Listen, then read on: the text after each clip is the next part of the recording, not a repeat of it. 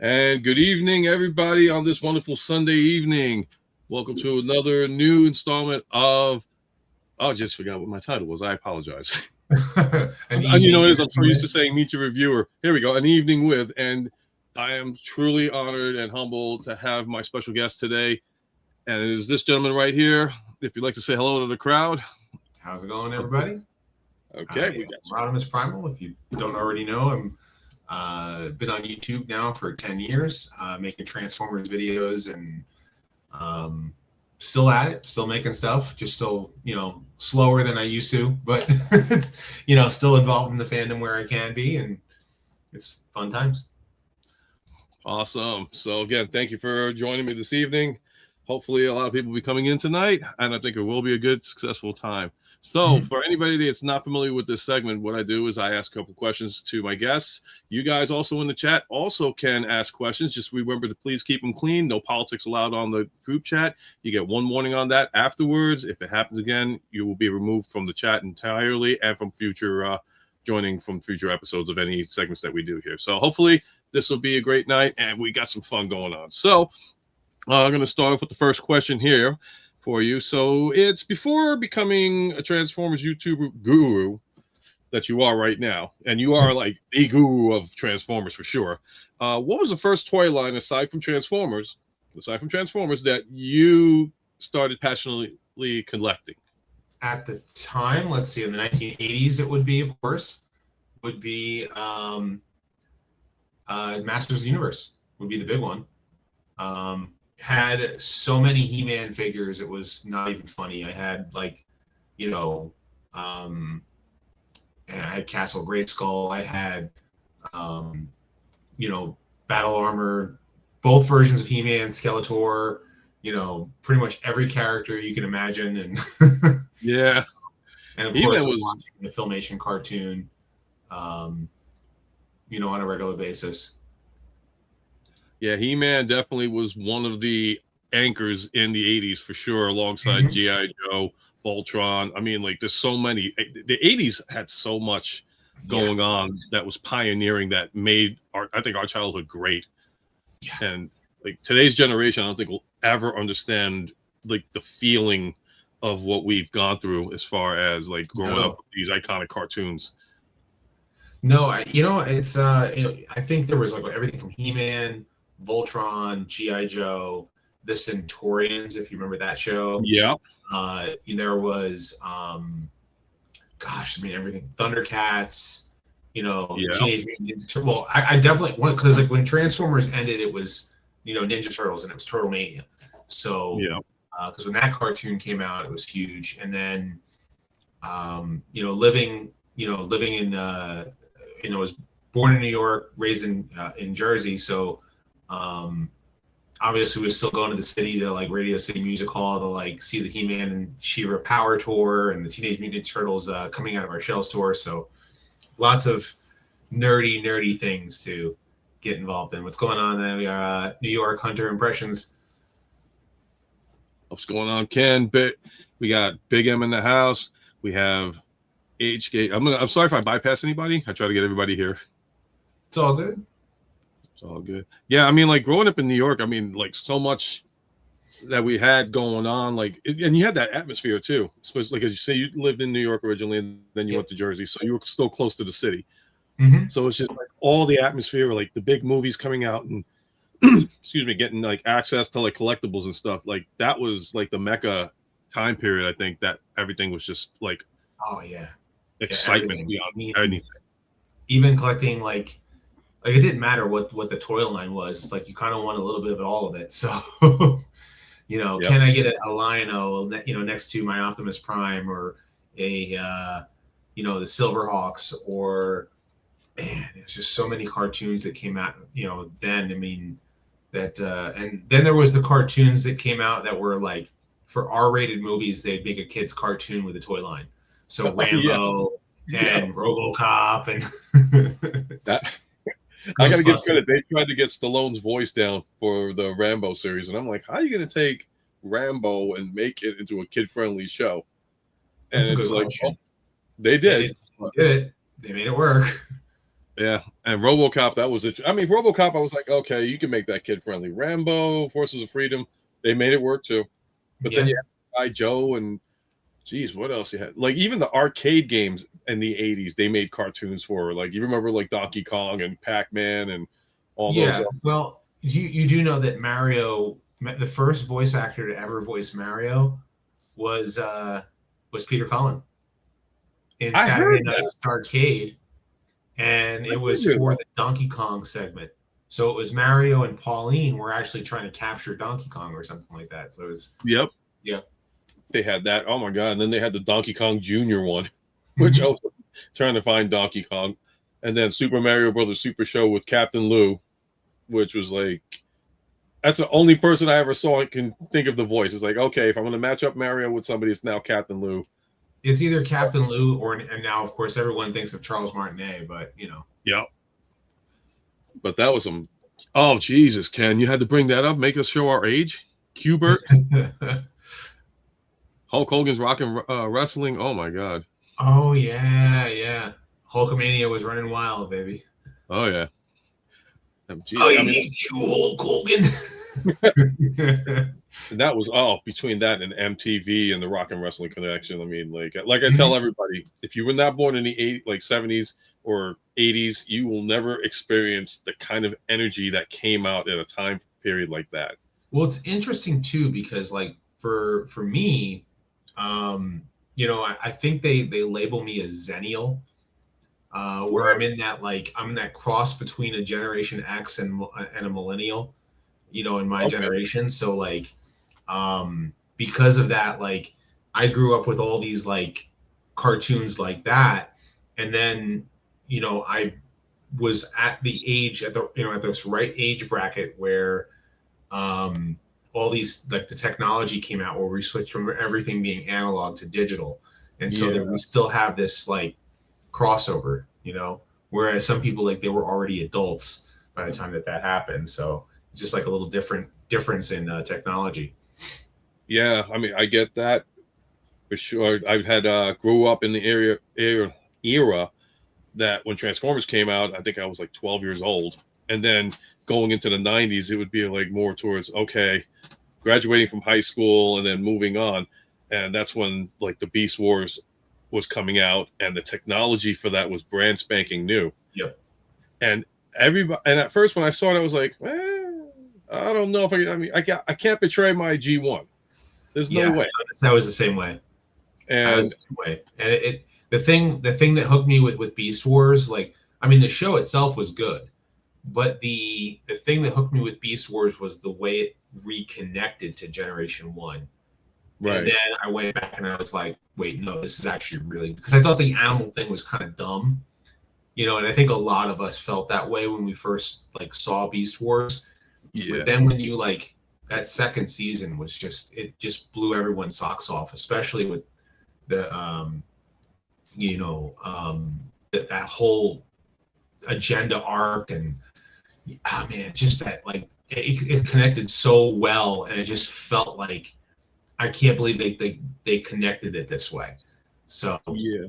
It took me, honestly, I'm not gonna lie to everybody that I actually finally saw Beast Wars maybe about 3-4 years ago. oh wow. And what's crazy is that, like I said, at the time that it first came out, I wasn't into it because I was like trying to get a job and all that, and Mhm. try to start life. And I have a younger brother that's 19 years younger than me, so he would end up watching Beast Wars. And the irony behind it is my parents were always telling me, it's like, oh, don't sit in front of the boob tube. You got to get serious about life. Here comes my little brother. He would get up. Beast Wars would air, but they had like a 1 hour segment. So they would like watch the first half hour. His bus would come. My parents would like put him on the bus, and then they would race back to the house to watch the second part of the show. Oh And they wow. were the Yeah. ones that were telling me, you got to check out the show Beast Wars. It's really good. I'm like, you were telling me to get away from the boob tube. Now you're telling me to watch a cartoon again? Yeah. Okay. And I regret not watching it at the time now because the story writing was so phenomenal. Yeah. I was like, now I know what everybody was talking about. They were saying you got, if you could look past the graphics, and just pay attention to the story, you're gonna love it. And I do. It was great.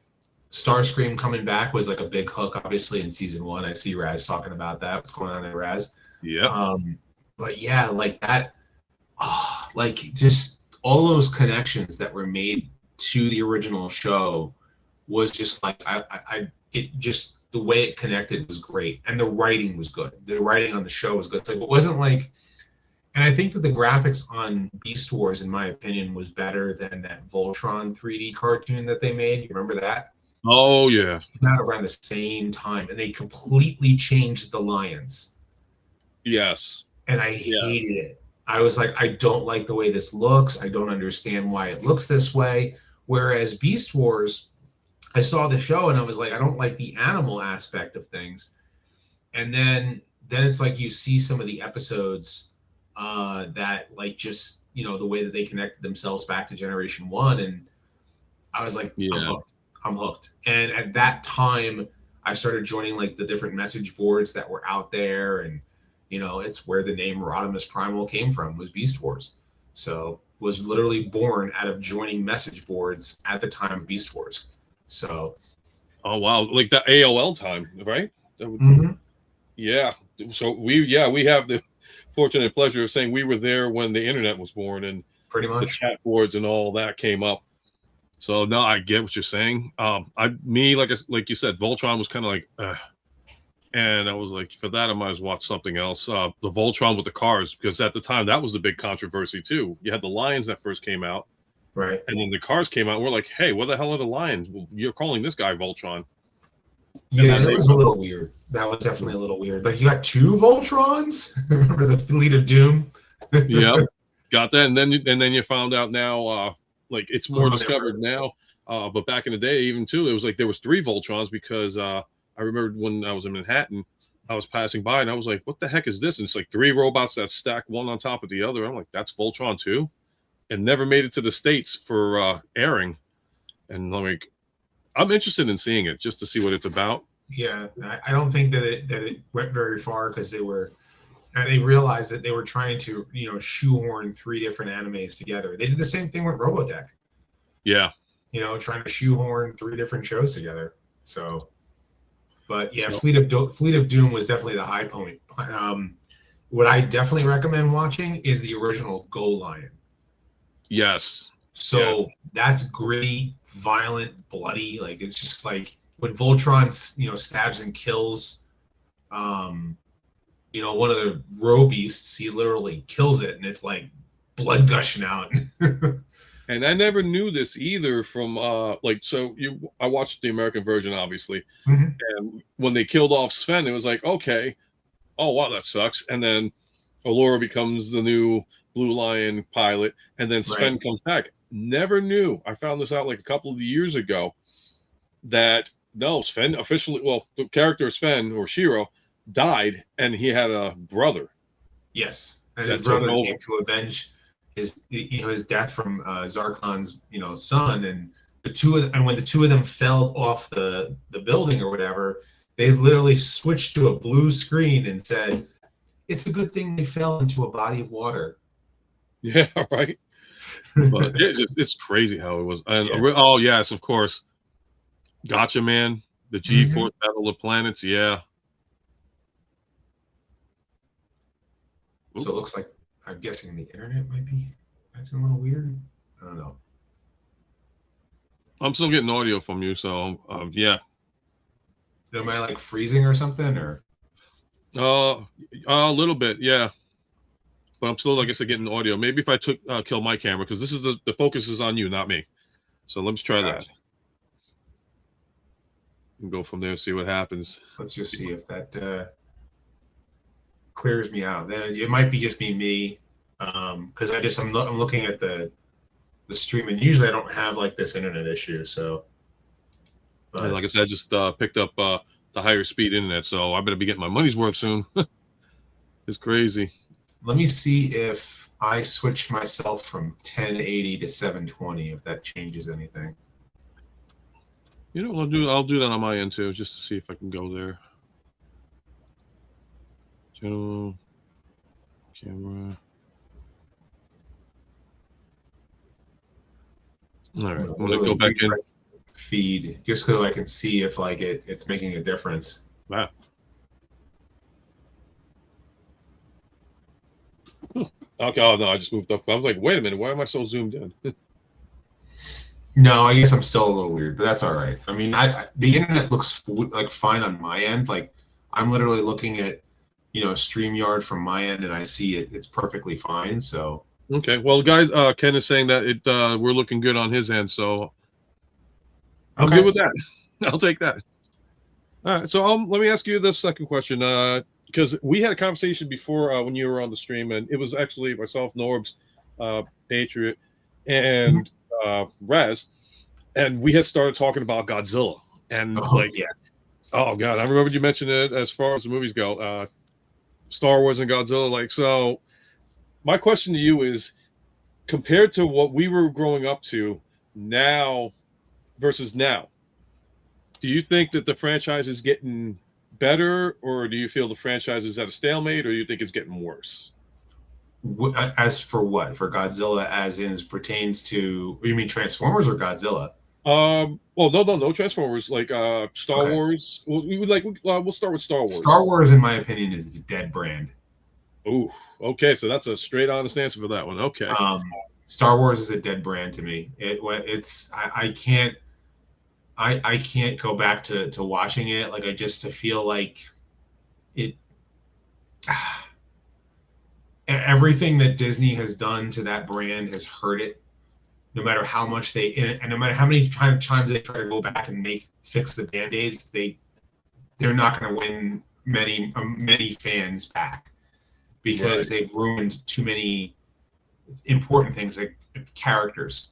Like Luke Skywalker is pretty much like the hero that you expected to see in the second set of movies, and instead of getting that hero, they pretty much ruined him.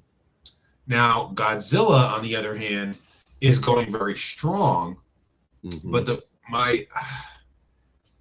Godzilla. The thing with Godzilla is like, Toho is going full steam ahead with the new Reiwa era, starting with Godzilla minus zero or Godzilla minus one, and Godzilla minus zero is I can't wait to see what that is going to be. I really, really can't wait to see what that's going to be. It's obviously it's a remake of, all of Godzilla movies over again, but because it's kind of weird that Toho is doing a straight on, post World War II reboot, of Godzilla because, the Heisei era was great in the fact that it continued on ignoring all the Showa movies, but it acknowledged the first movie.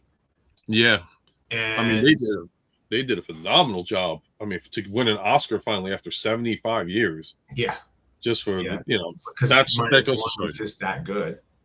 It was just such a great movie. Now, if I want that, the great thing about the MonsterVerse is that it's basically Showa era Godzilla made modern. Right. Like the spectacle of Godzilla, like beating the crap out of another monster. I just want to see more of. I don't care if it's a new monsters or what have you. I just want Godzilla to take a little bit more of the spotlight. And I'm really tired of the humans in the MonsterVerse. Just really, really tired of the humans. Whereas Godzilla minus one, I cared about the humans. It was the first time that I actually cared. So, yeah. Because I got that feeling too, like the 54 Gojira movie, where it was about what the purpose of the movie was. Here you go. We just came from a fallout of World War II, and because of human arrogance and the weaponry, you created this creature that now submerges from the sea, and he doesn't know what's going on. He's just there to claim his land, and he's just taking everything out, and people are looking like, oh, he's a monster. But you have some people that are saying no. We have to study him. We have to understand why he is who he is. So it's like a compassion video. And even now, with the -1, it was just a compassion video. Not only for this was more towards the humans, but because I think Godzilla the way they made him was just that's what I expected. like if this was 1954 with the graphics of today, I think that would have been the movie we would have gotten. Yeah. And that movie would have just completely blown up the Academy Awards and the whole Oh, nine yeah. yards. And then I you got Shin Godzilla, which is I I liked it as a standalone. You know, Right. I think that, in my opinion, -1 is a better film. You know, but I do appreciate what Shin Godzilla was trying to do. It's pretty much Neon Genesis Evangelion meets Godzilla. Yeah. You know, with this weird, creepy, evolving Godzilla that, you know, with the purple rays and, you know, different things. But, you know, man, -1 was just so good. What creeped me out about Shin Godzilla, because that was a horrific design. It was beautifully made. Yeah. And then to learn more things about it, it's like, okay, the jaw splits up, but then you like realize that the tip of the tail, the way it looks all bony and spiky, is all human skeletons Yes. in the back. I'm like, holy Christ. This is I was not wondering whether or not it was evolving to create, you know, monstrous skeleton human things, or Yeah. was it made of that? You know, like what was Shin Godzilla? Like what was he? So Yeah, it was just that was like the most disturbing design. That was the kind of design that would give kids nightmares, I think. If you were to go down the line of all the Godzillas, if you had to like say which one would give you the nightmares, Shin I think would be the winner. The for clear sure, winner. for sure. It felt less like Godzilla though. Like it just as much as I mean it was still Godzilla, but it felt less like Godzilla than -1. -1 was just like it was just such a good movie. Yeah, I mean, design wise, and I loved the fact that Godzilla, like they put a like a mine in his mouth. He blew up. He sits there for 10 seconds, and next thing you know, he's regenerating. I'm like, oh, that's new. Yeah. But they it explains itself well. It's like, well, he's a creature of the radioactive fallout, and his cells regenerated. Mm-hmm. Okay, great. He regenerated a lot faster, I think, than we've seen in previous generations, because usually it's like, you know, the missiles aren't even affecting him. But, you know, I love the Showa era, though. I love the spectacle of like Godzilla versus Mechagodzilla and Godzilla versus Gigan and, you know, King Ghidorah and all those, you know, classic monsters. Yeah. But as you get more serious in tone, what, you know, how do you continue a story? Do you make him fight another monster? So I've literally now with my kids, I've watched everything from 50. I mean, I've seen every Godzilla movie, but you know, I've now, my kids have now seen every Godzilla movie from 54 all the way up to Godzilla versus Destroya. Yeah. So they've seen all like 23 films so far. I showed them clips of the 98 Godzilla, you know, movie. And my son's reaction was hilarious because he's like, that's not Godzilla. That's so weird looking. And I'm like, look, they killed him with missiles. That's dumb. Yeah.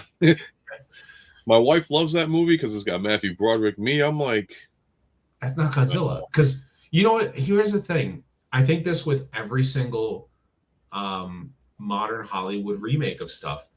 And pretty much it kind of goes across the board. We care because we're fans. We care about the character of Godzilla. We care about Luke Skywalker. We care about Optimus Prime and Megatron and Bumblebee and Soundwave and all those characters. But when you get Hollywood involved, they don't care. And they say, well, the audience isn't going to care because we don't care. They're going to care about what we make them show. We show them. And that's usually what they do is they decide to make them care, make a movie that's made for them and not for us. And so what ends up happening is that you have us as the hardcore fans going, that's not what we wanted.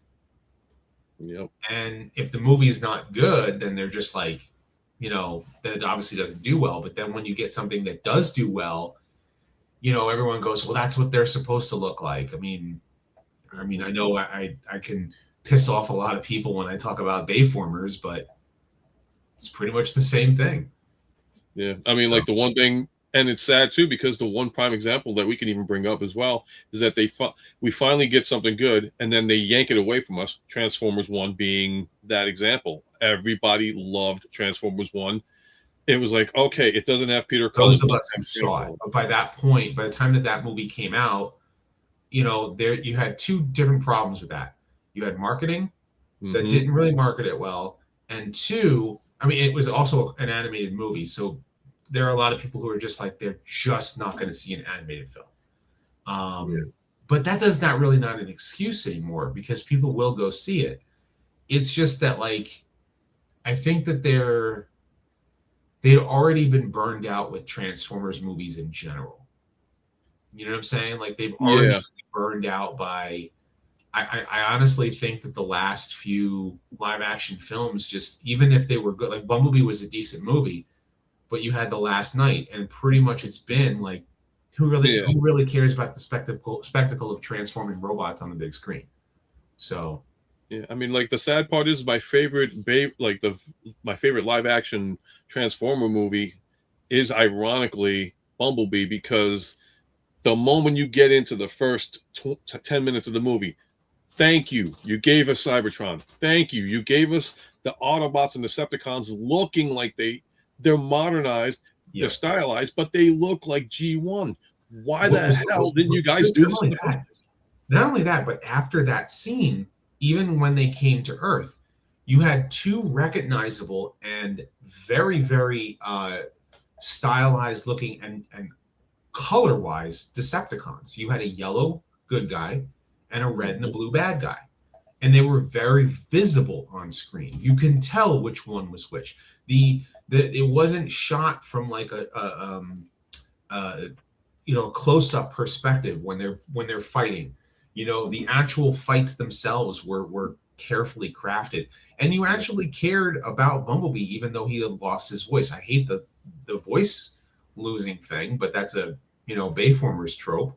But unfortunate. But the thing is that the rest of the movie was actually a pretty decent movie, and it had really good action sequences involved with it. And that's after the opening sequence.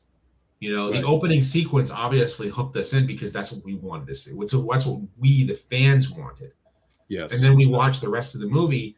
And if you don't like the movie, it's fine. But it was a decent flick outside of that opening sequence, and the fight scenes were good.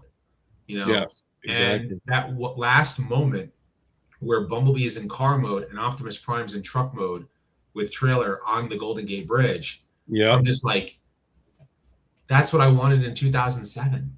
Yes.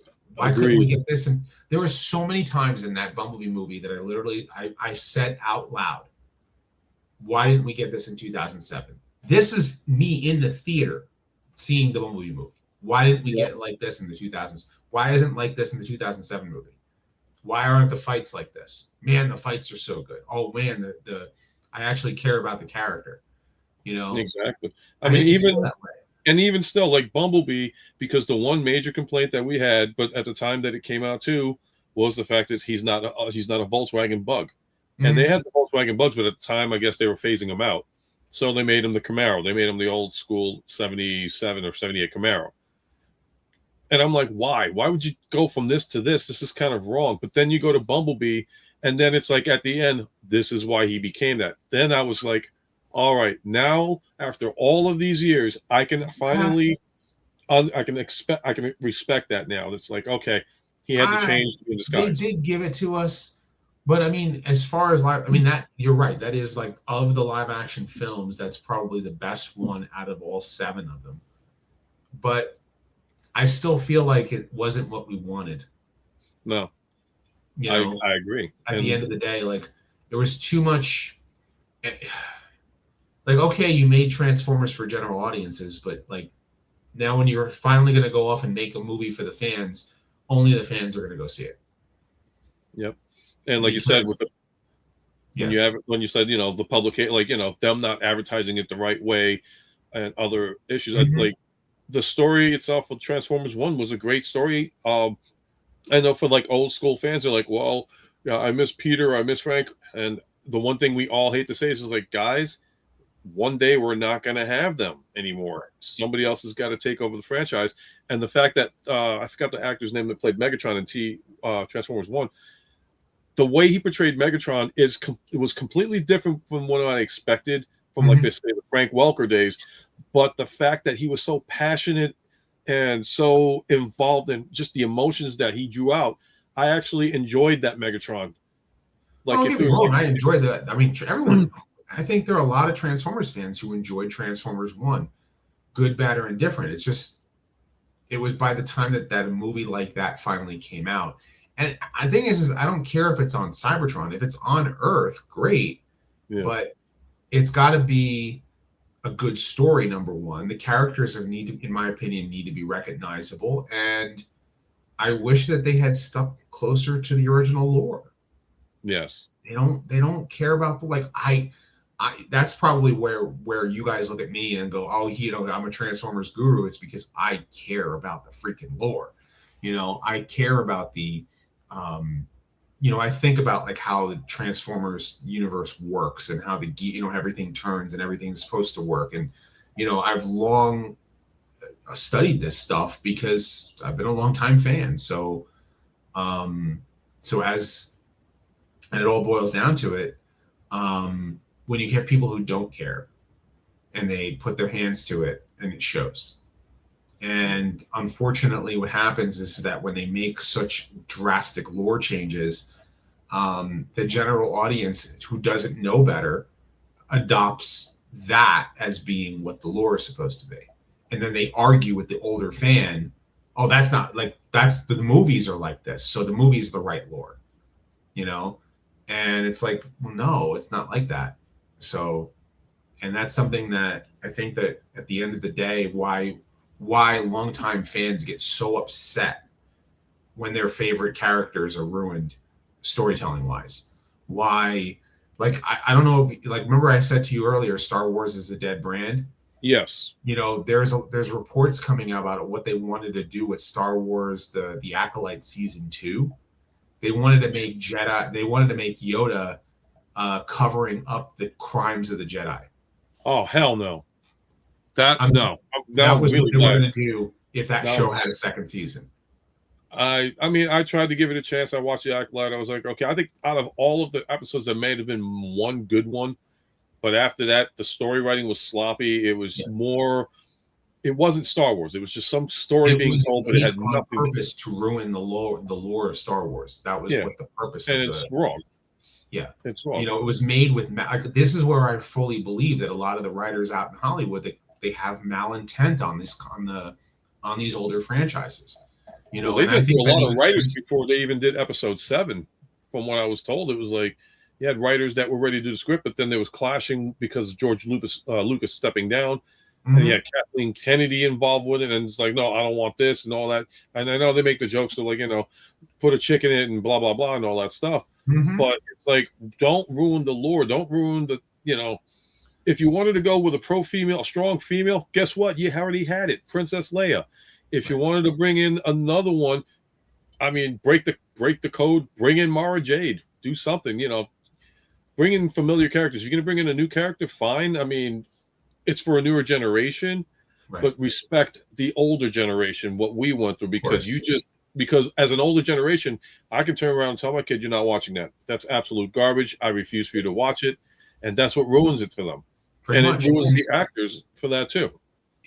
Imagine me being a Star Wars fan with a 10-year-old, or I'm of an older Star Wars fan, and I still have not shown my kids the original Star Wars movie. Yeah.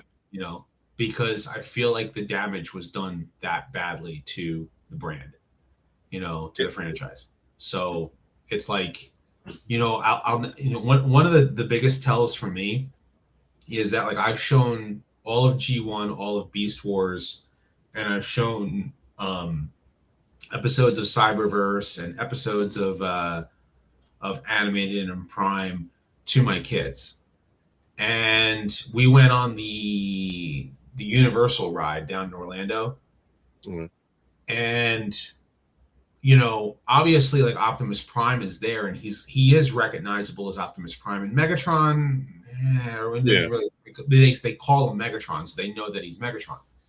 And the biggest tell for me is when we got off the ride, my daughter, whose favorite character is Starscream, looks to me and says, Why wasn't Starscream in this on the ride? She didn't recognize Starscream because the Starscream of the live action films does not look like Starscream. No, it doesn't. It looks like a big giant V. Yeah, it looks like That's a really Dorito with gorilla arms, chicken legs, and a beak-like face. Yep. And what's crazy, so my daughter's getting off the ride, and her favorite character is Starscream, and there's not Starscream on that ride, or there is. And I said to her, no, actually there is Starscream. It's just what the live action movies made him look like. And then I showed her a picture of what he looks like in the movies, and she's like, why did they do that? You know what I mean? So this is wisdom from a 10-year-old. yeah, You know? you can't really Or fool at kids, the time she was- especially when you're educated on it. What's that? Yeah. It's like you can't fool kids. Like when they see something that a parent shows, like, oh, this is a character, oh, that looks cool. Then you show them this. It's like, I don't know what this is, but this isn't what, Correct. no, it's bad. And then like, as far as like this, I mean, like I'm a Star Wars fan still. I'm not a big fan of Acolyte. I forgot that the one with the Goonies Star Wars, as I call it. They had somewhat potential, but then it was like, yeah, I don't think they're going to make a season 2. They think they trashed that one. But now YouTube, like a lot of people are bashing AI, which I get reasons why they're doing the hatred towards AI, but they're doing Star Wars AI things now where the storytelling is, they're doing it from the comic books. They're having the characters look like Hayden Christensen, Natalie Portman, like they're taking the AI and making the comic book stories now on YouTube, and it's blowing up the internet. It's like these are well written 10-minute little short segments continuing from everybody's favorite movies or from everybody's favorite series. And it's like, yes, why? Now we have to depend on the fans. It makes you really realize that like they're definitely going to use AI to replace some things. They may even like pay for the likeness of someone. Yeah. And like, who was it? Like apparently, what was his name? Well, James Earl Jones did sign over his rights for his voice for Vader. Yes, but Seth MacFarlane, I think, recently did something, and he basically was playing as 90s Bill Clinton. Okay. And they used AI to change him into Bill Clinton. Yeah, it's crazy. Yeah. It's like, and it's like awesome entertainment. Like I said, the Star Wars stuff that's coming out now from the fans. There's some that's like beginning AI, but then you got the ones that are more cleaned up, and it's like, this is from the comic book. They're doing this. I mean, like they did like the Star Wars Clone Wars version of Obi-Wan versus Anakin, the final duel of the fates. And they brought in a move that was like taken out of episode 2 when he was supposed to fight Dooku with the saber like dropping down like his hand or something. But like they incorporated this, and it's like, as long as the fans are passionate about it and they're dedicated to doing this stuff on YouTube, and as long as they don't get in trouble for it, we'll see what we want. But it's just, we're going to say to Hollywood, well, why is it that we got people here that are doing this for free, upstaging you guys, and you've got a hell of a budget to make this happen? Because if you're not going to do it's going to have to show Hollywood that they're going to have to step up their game, and they're going to have to not. If they have a franchise, they can't screw it. They can't screw it up. But here's the other thing: they need to make better movies. Not just they don't have to make live action movies of the stuff that we grew up loving. I understand that it presents the stuff that we love to the general audience. But do they really need to remake it as a live action film, or do they need to actually like take a step back and realize they need to start telling better stories? And it doesn't. And where is the next big franchise? I mean, I think you got K-pop Demon Hunters, I think is like the next big thing, right? But I'm just using that as an example. That's one of like, everything else is a remake. Everything else is a retelling of what came before. But whereas like something like K-pop Demon Hunters is I'm just using that as an example, making a new product, making something new and different and enjoyable that's not attached to something that already has a built-in fan base, because they spend so much time remaking everything.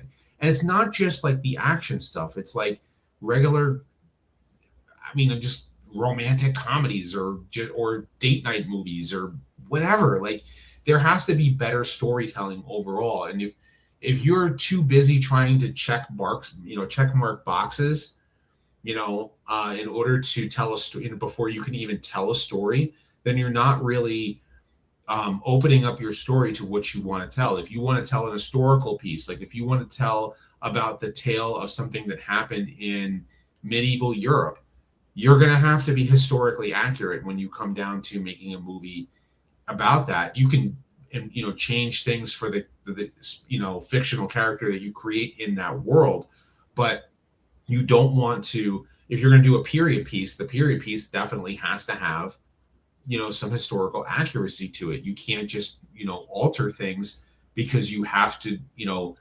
appease whatever, the studio heads tell you, well, we have to have this in the movie. Yeah. But that didn't happen back then, like that's not what we're making here. If you want to do something in the future, that's different, right? Because in the future, it's something that your imagination can think about. But it comes down to, and that's not just for like anything. If you want to tell a movie about a character that's in present day, obviously you want the storytelling to be good. You want it to be engaging. You want to care about those characters. And Hollywood has to learn that lesson because Hollywood is hurting. The movie industry is hurting bad. People aren't going to the movies.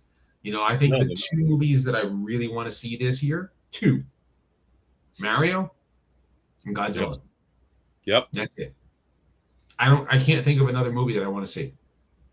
Yeah, I kind of agree with you on that one. It's like my wife wants to see Scream and then Scary Movie, and I'm like, which Scary Movie. Crazy to think about though, it's attached to a built-in fan base. Nintendo at least is involved in the Mario movie. Yes. And Toho is making the Godzilla movie. So it's clearly built with passion, built with people who care, people who are protective of their franchise and their characters.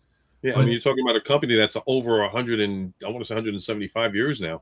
Mm-hmm. Nintendo's a very old, and it's always been a family-oriented company. Mm-hmm. And like you said, it's the whole passion behind it all. And Hollywood, I agree. It's like they're just shelling out stuff. It's like, okay, we'll remake stuff and throw this out, and we'll put an agenda behind it. Blah blah blah.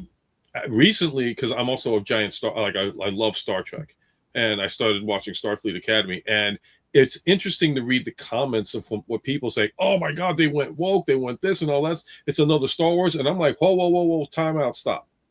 Okay, so Star Wars, we had characters that we fell in love with that were ruined by bad story writing. Mm-hmm. Star Trek, created by Gene Roddenberry, his original idea, and this goes back to 1966, was about living in a universe that we had equality amongst everybody. It didn't matter what your preferences were. It didn't matter, how much money you made because there wasn't no currency. But he still brought in real world problems like the war with Korea, or not Korea, with Vietnam, Russia, everything else.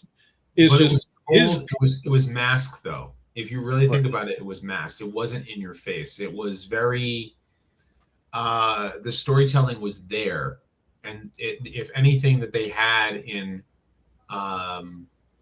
the stories, it was embedded into a good story. Right. You know what I mean? It wasn't trying to, it was trying to present a story, but it wasn't the focal point. One of the things that Stan Lee often said was that if political stuff was in his stories, like in the Marvel Comics, mm-hmm. the Marvel Comics knew that if they wanted to tell stories with political themes, it wasn't the focal point. Who did you care about? You care about Spider-Man. Right. But Spider-Man is now dealing with something that is happening in the real world because he lives in New York. And New York happens to have something going on that involves, will involve him with him being there. But that is not the focal point of the story. He's the focal point of the story. He still has to worry about his being able to help his Aunt May pay the rent. He still has to worry about, getting good grades in school and fighting the villain of the week. You know what I mean? those are things that Spider-Man has to worry about as a hero. So Star Trek was this continuing mission of Captain Kirk going from planet to planet to planet, but each time, each story had something happen with those characters because you care about what happens to Captain Kirk. You Yes. care about what happens to Spock and Uhura and and Bones. You care about that. Yes. But okay, you can tell a story with something like that in the story. But when it becomes front and center, it becomes the focal point of the whole show. You know, Star Trek had the universe that, yes, everything was in this utopia on Earth, because on Earth we no longer have wars, because we have space exploration. We have, everybody has food because we have food generators. You know what I mean? Like, everything is a utopia, but we begin to realize that it's not really a utopia. That if any time that they've ever had utopia stories, they've always gone back to the idea that it really will be eventually a dystopia. I mean, Star Trek included. Star Trek had that in its theming, but they would have eventually realized they're human, and the human experience is always going to deviate from what they perceive of what utopia is. I mean, Animal Farm, Brave New World, 1984, all of that was basically a utopia, but the utopia eventually fell on its face. Star Trek was no different, and so it was the political themings might have been there, but you cared about the characters more than you cared about the political themings. Yep. So whether or not you agreed with the political themings was irrelevant because you cared about the characters. So, and the one thing I did love about Star Trek, like when they started branching off, say, okay, you had the Next Generation, you had your character development. I think one of my favorite Star Treks, aside from the original series growing up because of the syndication, the repeats, I have to give it up to Deep Space Nine, because their story writing was just like, to me, DS9 story writing was kind of like Star Trek original series was Transformers 84. DS9 would be the Beast Wars, because the story arc was it was like you were going in 5 different directions, but it was the direction that the story captivated you so much. It was like, okay, it's like you're here, but then they're here, and then you're here, but you're still understanding what's going on, and you're captivated by it. And we need the originality to come back. We need writers to turn around and just come up with good stuff to have everybody pay attention to. It's just, I think, again, which is why I think the newer Star Trek series don't do so well, is because they missed the point of trying to tell a captivating story on top of whatever political theming they may want to have involved in their story, and I think that's something that's missing, even, and it's not just Star Trek. I think that's just pretty much anything out there. If you're handling a brand that already has an established fan base, you got to be careful about how you handle the legacy stuff. But when you want to move the story forward, you have to tell good, compelling stories. And if the story is not good, then the writing is on the wall, that's going to fail. And that's why so many of us, Star Wars, Star Trek, like a lot of people feel like those brands are dead. So the recent Star Trek show made it all the same mistake. They tried to make it an action show. It was never really an action show. No. It was more about the exploration and going places. The only action that happened on Star Trek was Kirk and every single woman in the original series. That was it. That's the original. Where was Kirk gonna dip his wick today? It pretty much was like James Bond. Because if you think about it, like, that's pretty much what it was. It was the voyage of the starship. This is the voyage of the Starship Enterprise. Its continuing mission to seek out new worlds and new civilizations, to boldly go where no man has gone before, right? And then Deep Space Nine was basically this: all of these different alien life all live on a space colony, right? They're all living in a base, a star base. And now they go places, and they also will visit some of the original locations and some of the characters from Next Generation crossover, and with Worf on Deep Space Nine. So yeah, that'll still be my favorite one that they Mhm. branched off on. All right, let me ask you, because wow, I just realized we are like, oh, wow, we got into so awesome This is what conversation. happens when nerds talk. Yes. All right, so here's here's another question. I won't go through all the questions tonight because I don't want to hold you up tonight either, in case you got things Ask getting. away. Okay, Ask so away. so this is the what made you decide to enter the world of YouTube and start what is now world known as Rodimus Primal Transformer discussions. Okay, so I just the name Rodimus Primal, I told you, began when I was watching Beast Wars as it was airing in the middle of the second, like with the second season airing, and joining the message boards and being a Rodimus Prime fan and being like loving Beast Wars. I said, okay, well, Rodimus Primal. And so that worked that way as I joined all the message boards out there. But YouTube became a thing and everybody was watching all the different videos, like the early days of YouTube with the Angry Video Game Nerd and, movie reviews and TV show reviews. And, I said, well, what if someone wanted to try to make a video, like a Transformers themed channel there. I didn't really see as many Transformers themed channels back then. And I wanted to ask the questions like that we used to ask back in the day that we still to this day argue about, even though the younger generation doesn't care about anymore. Who became Cyclonus? Rumble and Frenzy, who is who, right? Mm-hmm. Origin of the Constructicons, like it's so confusing, isn't it? Like what happened to Dion? Is the Matrix really, was that really the Matrix in Optimus Prime's chest in Beast Wars when he became Optimal Optimus? And like those are all these different lore questions, like Primus and the Quintessons, which origin works and does a combined origin work too, especially considering that there was one with the BotCon comic. Those are all things that fans were arguing about, constantly talking about, making a topic every other week about. Even in the early days of YouTube, even in the early days of message boards, they were constantly talking about it. So I finally decided, I said, something, I think I'm going to try. I'm going to try to learn, doing video editing and piecing something together and trying to present all the facts, and made a Who Became Psycho. I mean, I made a Transformers Devastation game review, which is awful. The game is great. Yeah. My review is awful. Like my review is terrible.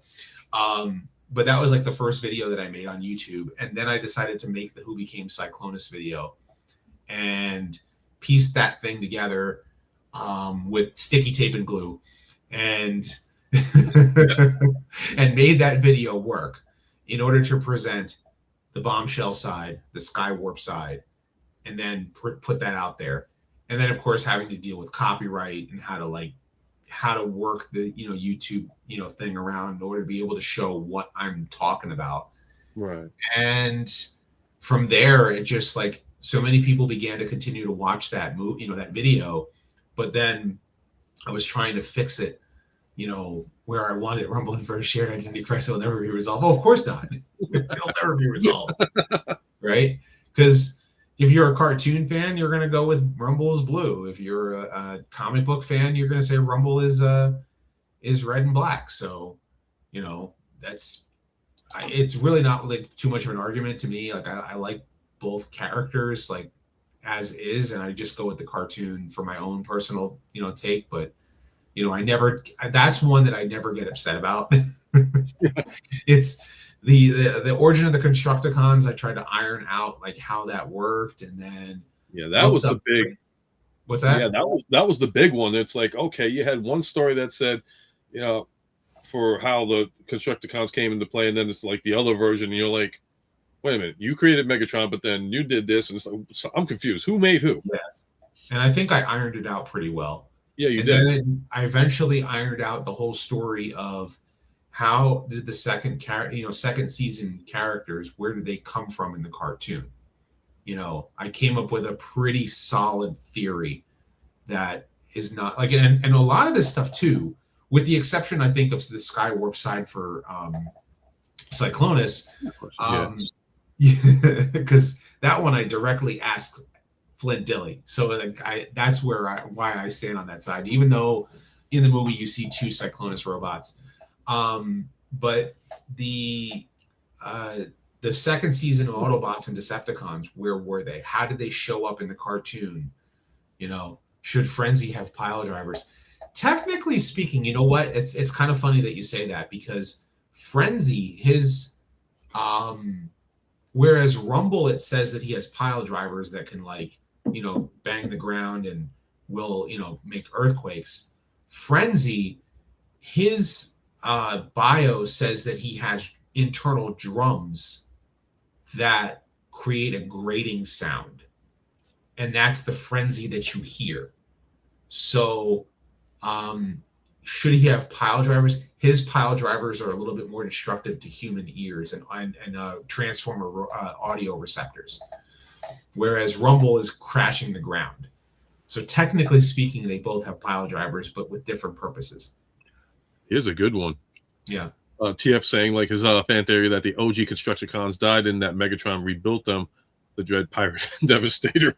Well, that's kind of the same thing, I think, that with Ultra Magnus, like, you know, like, is, you know, because my theory is that Dion either became Ultra Magnus or was used as parts for Ultra Magnus.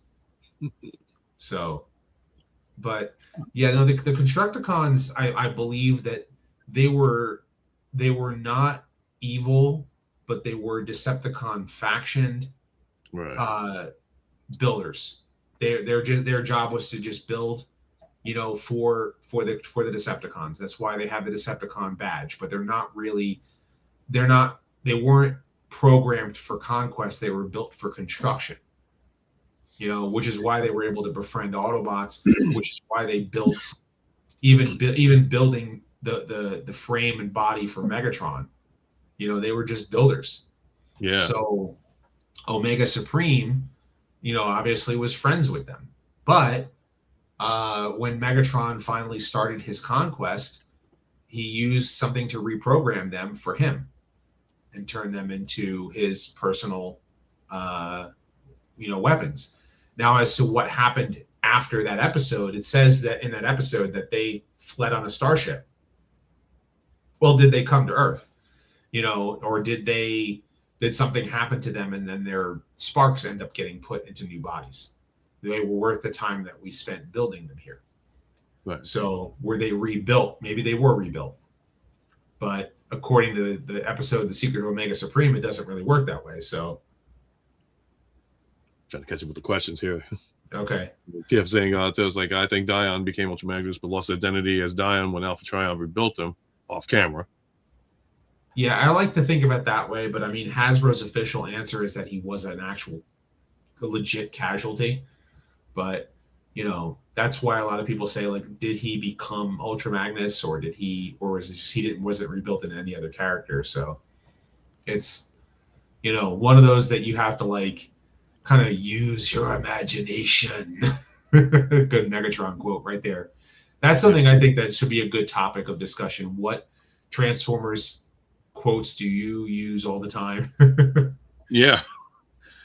Aside from the original ones too, Transformer Roll Out, and definitely be interesting to see what quotes you could come up with that stand out from everybody else. G1 is so quotable, dude. Oh, like, yeah. It is. That's probably why we love G1 so much, because it's so freaking quotable.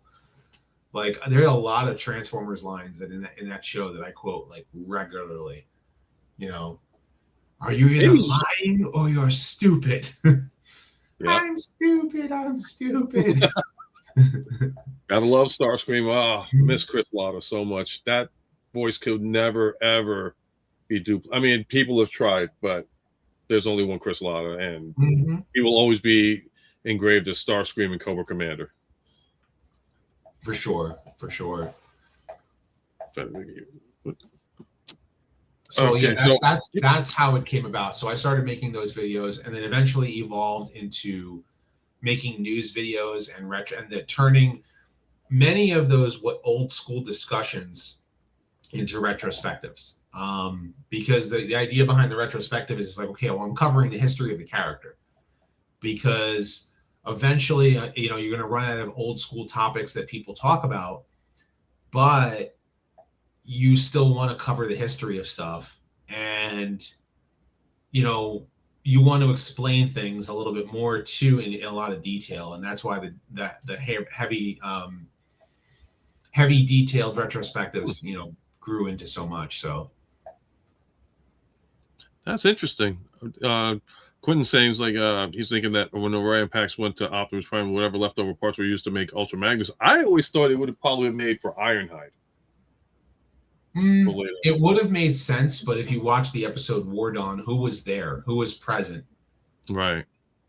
Ratchet and Ironhide were present when Optimus Prime says, well, it's a long story, and so that's like when Optimus Prime begins to tell a story, Ironhide and Ratchet were there, in that episode. So I think that it wouldn't be Ironhide, because Ironhide would know what happened to Dion, like he would acknowledge the fact that who he was. I think that Ironhide, and this is just my theory about who his character is, like his history. Like I've actually even thought of like backstories for different Autobots. Ironhide's backstory, in my opinion, is that he was one of the Diachron Guard, the right. DK guards, and that's why he has the same body type as the DK3 Guard, which is the Diachron Guard, right? And so that's why he is like a guardsman. That's kind of like he's security in his original tech spec, and why his job is to protect Optimus Prime is because he was one of the best guards, and that's why he was chosen to guard Optimus Prime. So, and why he grew so close to Prime to begin with, and he was already a good guard. So, which may make you wonder how old he is, because if is he older than Optimus Prime? Because Cup is older. Cup is older, yeah. Ironhide, he was just one of the DK guards or Diachron guards. So I mean, even if you go with the whole lore of, like, say, even if you go G1 and Transformers 1, if you think about it, when Orion Pax was killed off, he became Optimus Prime, which would make every other character, I think, minus Megatron, or older. So Starscream would be older than Optimus. Alita older than Optimus. That's an interesting way to look at it. I mean, I always use War Dawn as like my example.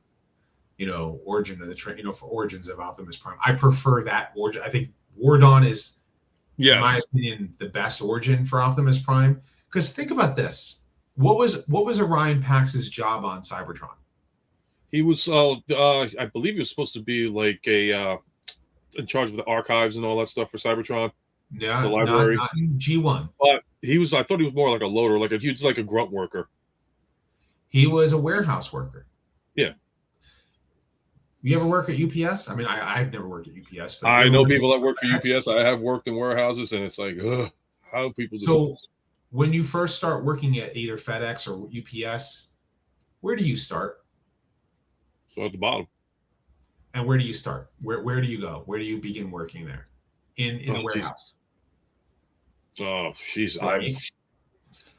I wouldn't even know what the only warehouse I ever did was like doing breadcrumbs. I'm using this as an example. Okay, this is why I'm a big proponent of Orion Pax. Why I prefer War Dawn. Okay, I'm asking the question because it pertains to Orion Pax. So he works in a warehouse. His warehouse gets raided by an evil tyrannical dictator, and his girlfriend gets killed, and his best friend gets killed. But he's rebuilt, so he's promoted to go on the road. When you work at UPS or at FedEx, you start there in the warehouse, and now you get promoted to go on the road. And now you're delivering all day. Optimus Prime turns into a truck, a tractor trailer. Yep. Like, that's Wardon. You know what I mean? Orion Pax. So a blue collar warehouse guy gets promoted to be leader. He's a nobody. He starts off as a nobody. He doesn't care about the war, you know? And I give it for Transformers 1 trying to update that idea that he was a archival nerd. So he cared about the archival stuff. It was like a nerdy thing that he liked to search. But then they made him a miner because they're all miners in Transformers 1. Yeah. But that was also the same thing with the origin for Megatron. They basically conglomerated Wardon and Megatron origin and Transformers, the Aligned Continuity's origin, all mashed it into one. That's what Transformers 1 basically did. Whereas Wardon, you know, you kind of removed, because in, you know, for Megatron's origin, he's supposed to be, you know, have a gladiatorial origin. Yes. Whereas, you know, Optimus is supposed to have a blue collar origin, you know, and so they kind of combined a little bit, a lot in that movie. And I'm not knocking that movie. Don't get me wrong. It's not. I'm not trying to say that Transformers 1 is a bad movie. I'm just talking about why I think Wardon is the best origin for Optimus Prime, because it really was that, like, you know, the hero came from nobody. You know, he was a blue collar guy, you know, whereas the idea that he was a librarian or a data archivist in the Aligned Continuity, it kind of, that means you've pulled away his personality, you know, in a lot of ways, because I mean, this is one of the problems that a lot of people have with Transformers Prime's depiction of Optimus, is that he's just like, well, Primes don't party. He just reads the archives. He just, you know, like there's a lot of personality of G1 Prime. You know, he wants to playing basketball, you know, like that kind of stuff. It's like learning about Earth culture is, you know, okay, yeah, you're going to do your research, but you might be a nerd. And that's what I appreciated about Transformers 1's origin, is that they incorporated the idea that if he was a quote unquote archivist, no, he was just a nerd. He was a blue collar guy, but he was a nerd as well. So like, this is what he did on his spare time. You know, when he was not hanging out with his girlfriend and when he was not busy working, when he was at home, he was being a nerd. You know, he was busy doing that. And I can live, I can go with that too. Like the idea that Orion Pax was like, oh wow, those robots can fly. So yeah. The one thing I always did love Wardon. But my thing was, when I saw when Transformers 1 came out, it was kind of just like you said, it was similar to what it was expected to be. And then it made me look back at Wardon. It's like, man, how come they're like, because during G1, you know, seasons 1 through, you know, 4, if we want to go that far into it, it's like they always had Optimus and Megatron portraying, saying like, you know, we used to be good friends and you're throwing this away for this and that. But when Wardon happens, it's like, hi, I'm Megatron, I'm your friend, and then boom, thanks for the stuff, have a nice day. It didn't show that relationship that during the original G1 made you curious about, like, what happened. You know, you found out what happened and why it happened, but at the same time, it's like, well, I didn't see the relationship build up between Optimus and Megatron, because at one time it did show that they did care for each other as friends. It's just Megatron had his ideas of where to go. Optimus Prime had his ideas. It was just that Wardon kind of like lacked that whole, like, how did you become friends when you already went into battle with each other? Well, because they weren't friends. They weren't friends in G1. You know what I mean? They were. That's something that's been added in more recent lore. Okay. You know what I mean? That's not something that G1 had. It was not the original lore of Optimus Prime. You know, he admired Megatron because he was powerful. You know, he failed to see how he used that power. So it's kind of like, and I know this is one of those things that it does kind of a little bit dive into a little bit of political arena. But if you think about it from the perspective of, let's take a step back and look at communist dictators. I'm just going to use communist dictators as a good example. Like a lot of times a communist dictator gets put in power because the people admire him, or him or her, whoever that dictator is. Right. And they don't see how they are going to use that power. They're blind to it because they're kind of oblivious to what's going on around them. And I think that was one of the messages in War Dawn, was that Megatron himself is a tyrannical dictator who is literally starting a war and starting to take over. The Decepticons and Autobots already had their conflicts, but Orion Pax was oblivious to it. Yeah, it's the Megatron and Prime's friendship or being brothers is Hollywood's need to retell Cain and Abel. That's true. They want to retell Cain and Abel, but in reality, that wasn't Optimus Prime and Megatron's story. Optimus Prime and Megatron were not friends before the war. Yeah. That was something that G1, they were mortal enemies from Orion Pax becoming Optimus Prime. Him becoming Optimus Prime, him and Megatron are now mortal enemies right from the jump. Orion Pax's backstory is that he admires Megatron. Like, oh, wow, look at that robot that can fly. Oh, wow, that robot's pretty powerful. Oh, wow, that robot over there can do these things. I wonder what he does. Like, I wonder who he is. Like, it's, like, I wonder how he lives his life. Like, because all I do is I load a warehouse and I hang out with my girlfriend and I'm a nerd checking out the archives. Like, you know what I mean? Like, those are things that Orion Pax does that he's oblivious to political stuff. And eventually it came to bite him. So, and I think that was one of the things that why Orion Pax went from a nobody to somebody. And then he said, no, I am going to go gung-ho being a good, being a hero. So. Yeah. Well, I'm definitely not going to dispute anybody here because everybody's in agreement with the whole Optimus Megatron thing. Like I said, for me, I was like War Dawn. It was like, okay, you went in, never friends to begin with. But then it's like I said, you watch certain episodes, it's like you feel like you guys were friends at one time, but that was manufactured later on, like for Prime and like Transformers Prime and the movies and everything else. So won't argue that one. So hey guys in the chat, throw some questions in, man. Feel, like I said, please. You got some good questions going on too. Throw some in. We're having a great time. Hope you guys are enjoying this nerd will gladly answer questions. If you go ahead and go to your next question because I'm sure you got a few.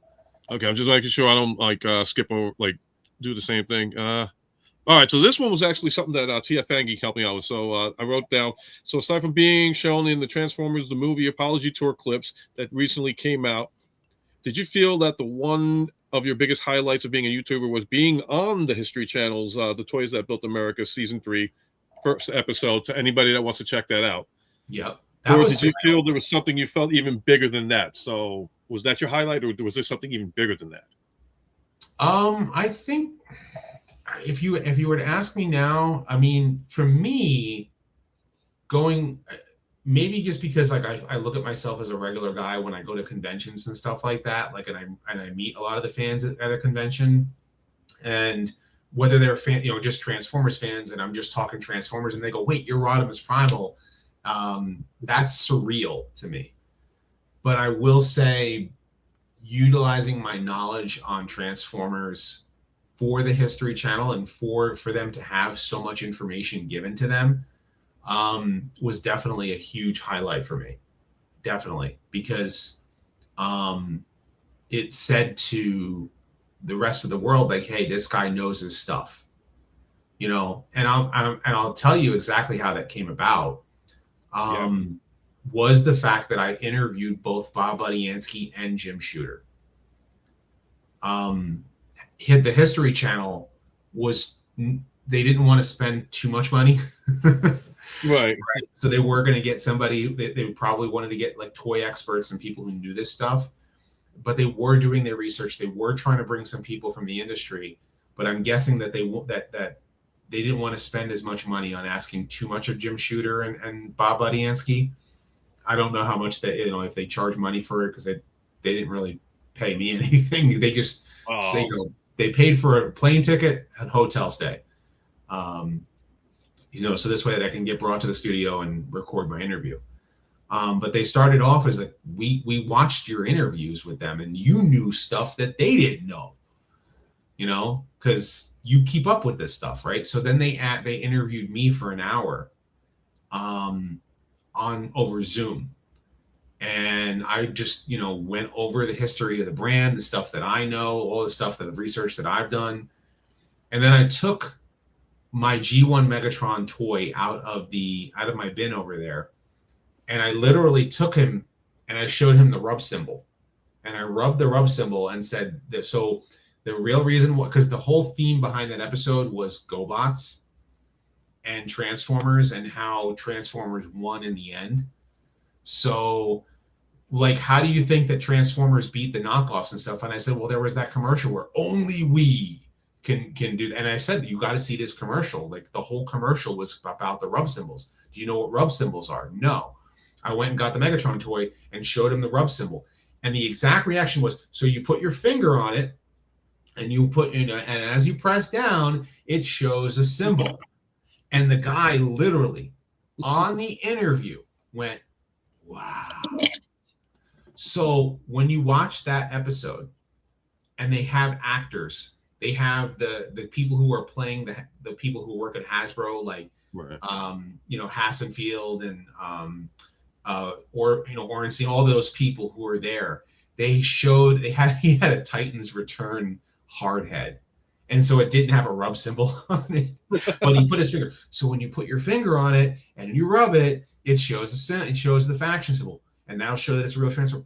Wow. It was literally the exact thing was done. But anyway, they flew me up there for a couple of days because they needed to prepare the studio where it was in New York. And, then I just, did the interview. It was like a good hour and a half. I was in a big, thing, and I had to wear a button-up shirt because they didn't want any, I couldn't wear something like this, right? Like on TV, because it was going to be on TV. So you had to wear a button-up shirt or something. And I went, all right, that's fine. And then I just hung out in New York for a couple of days. So I was going. Got to visit home for a while. Places. What's that? Got to visit home for a while. Yeah. And my sister, she still lives in North Jersey, so she, she hung out with me in Times Square, and we were just, chilling out. But then they just flew me back, and I'll tell you something. Like, it's so funny that you have like the whole family like sitting on the couch watching the History Channel the day that it airs, and then as it went to commercial break, I ran into the other room to like make sure that I recorded that episode on my computer. So I have that whole episode recorded on my computer. So yeah, that toy didn't exist in 1984. Yeah, that's right. So, but that's how they basically did the whole interview. I will say it was a highlight for me. I wish that I could be involved more in the franchise. Like if I can like be someone that could be a liaison for, for being, knowing my stuff with Transformers and contributing my knowledge somehow, some way to the brand, because obviously the History Channel is cool for the outsider. Right.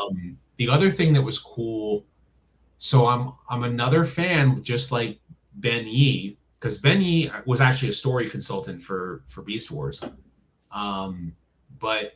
And so like I every time I talk to Ben Yee, I always make the joke like we're both two fans who had our involvements in the brand, right?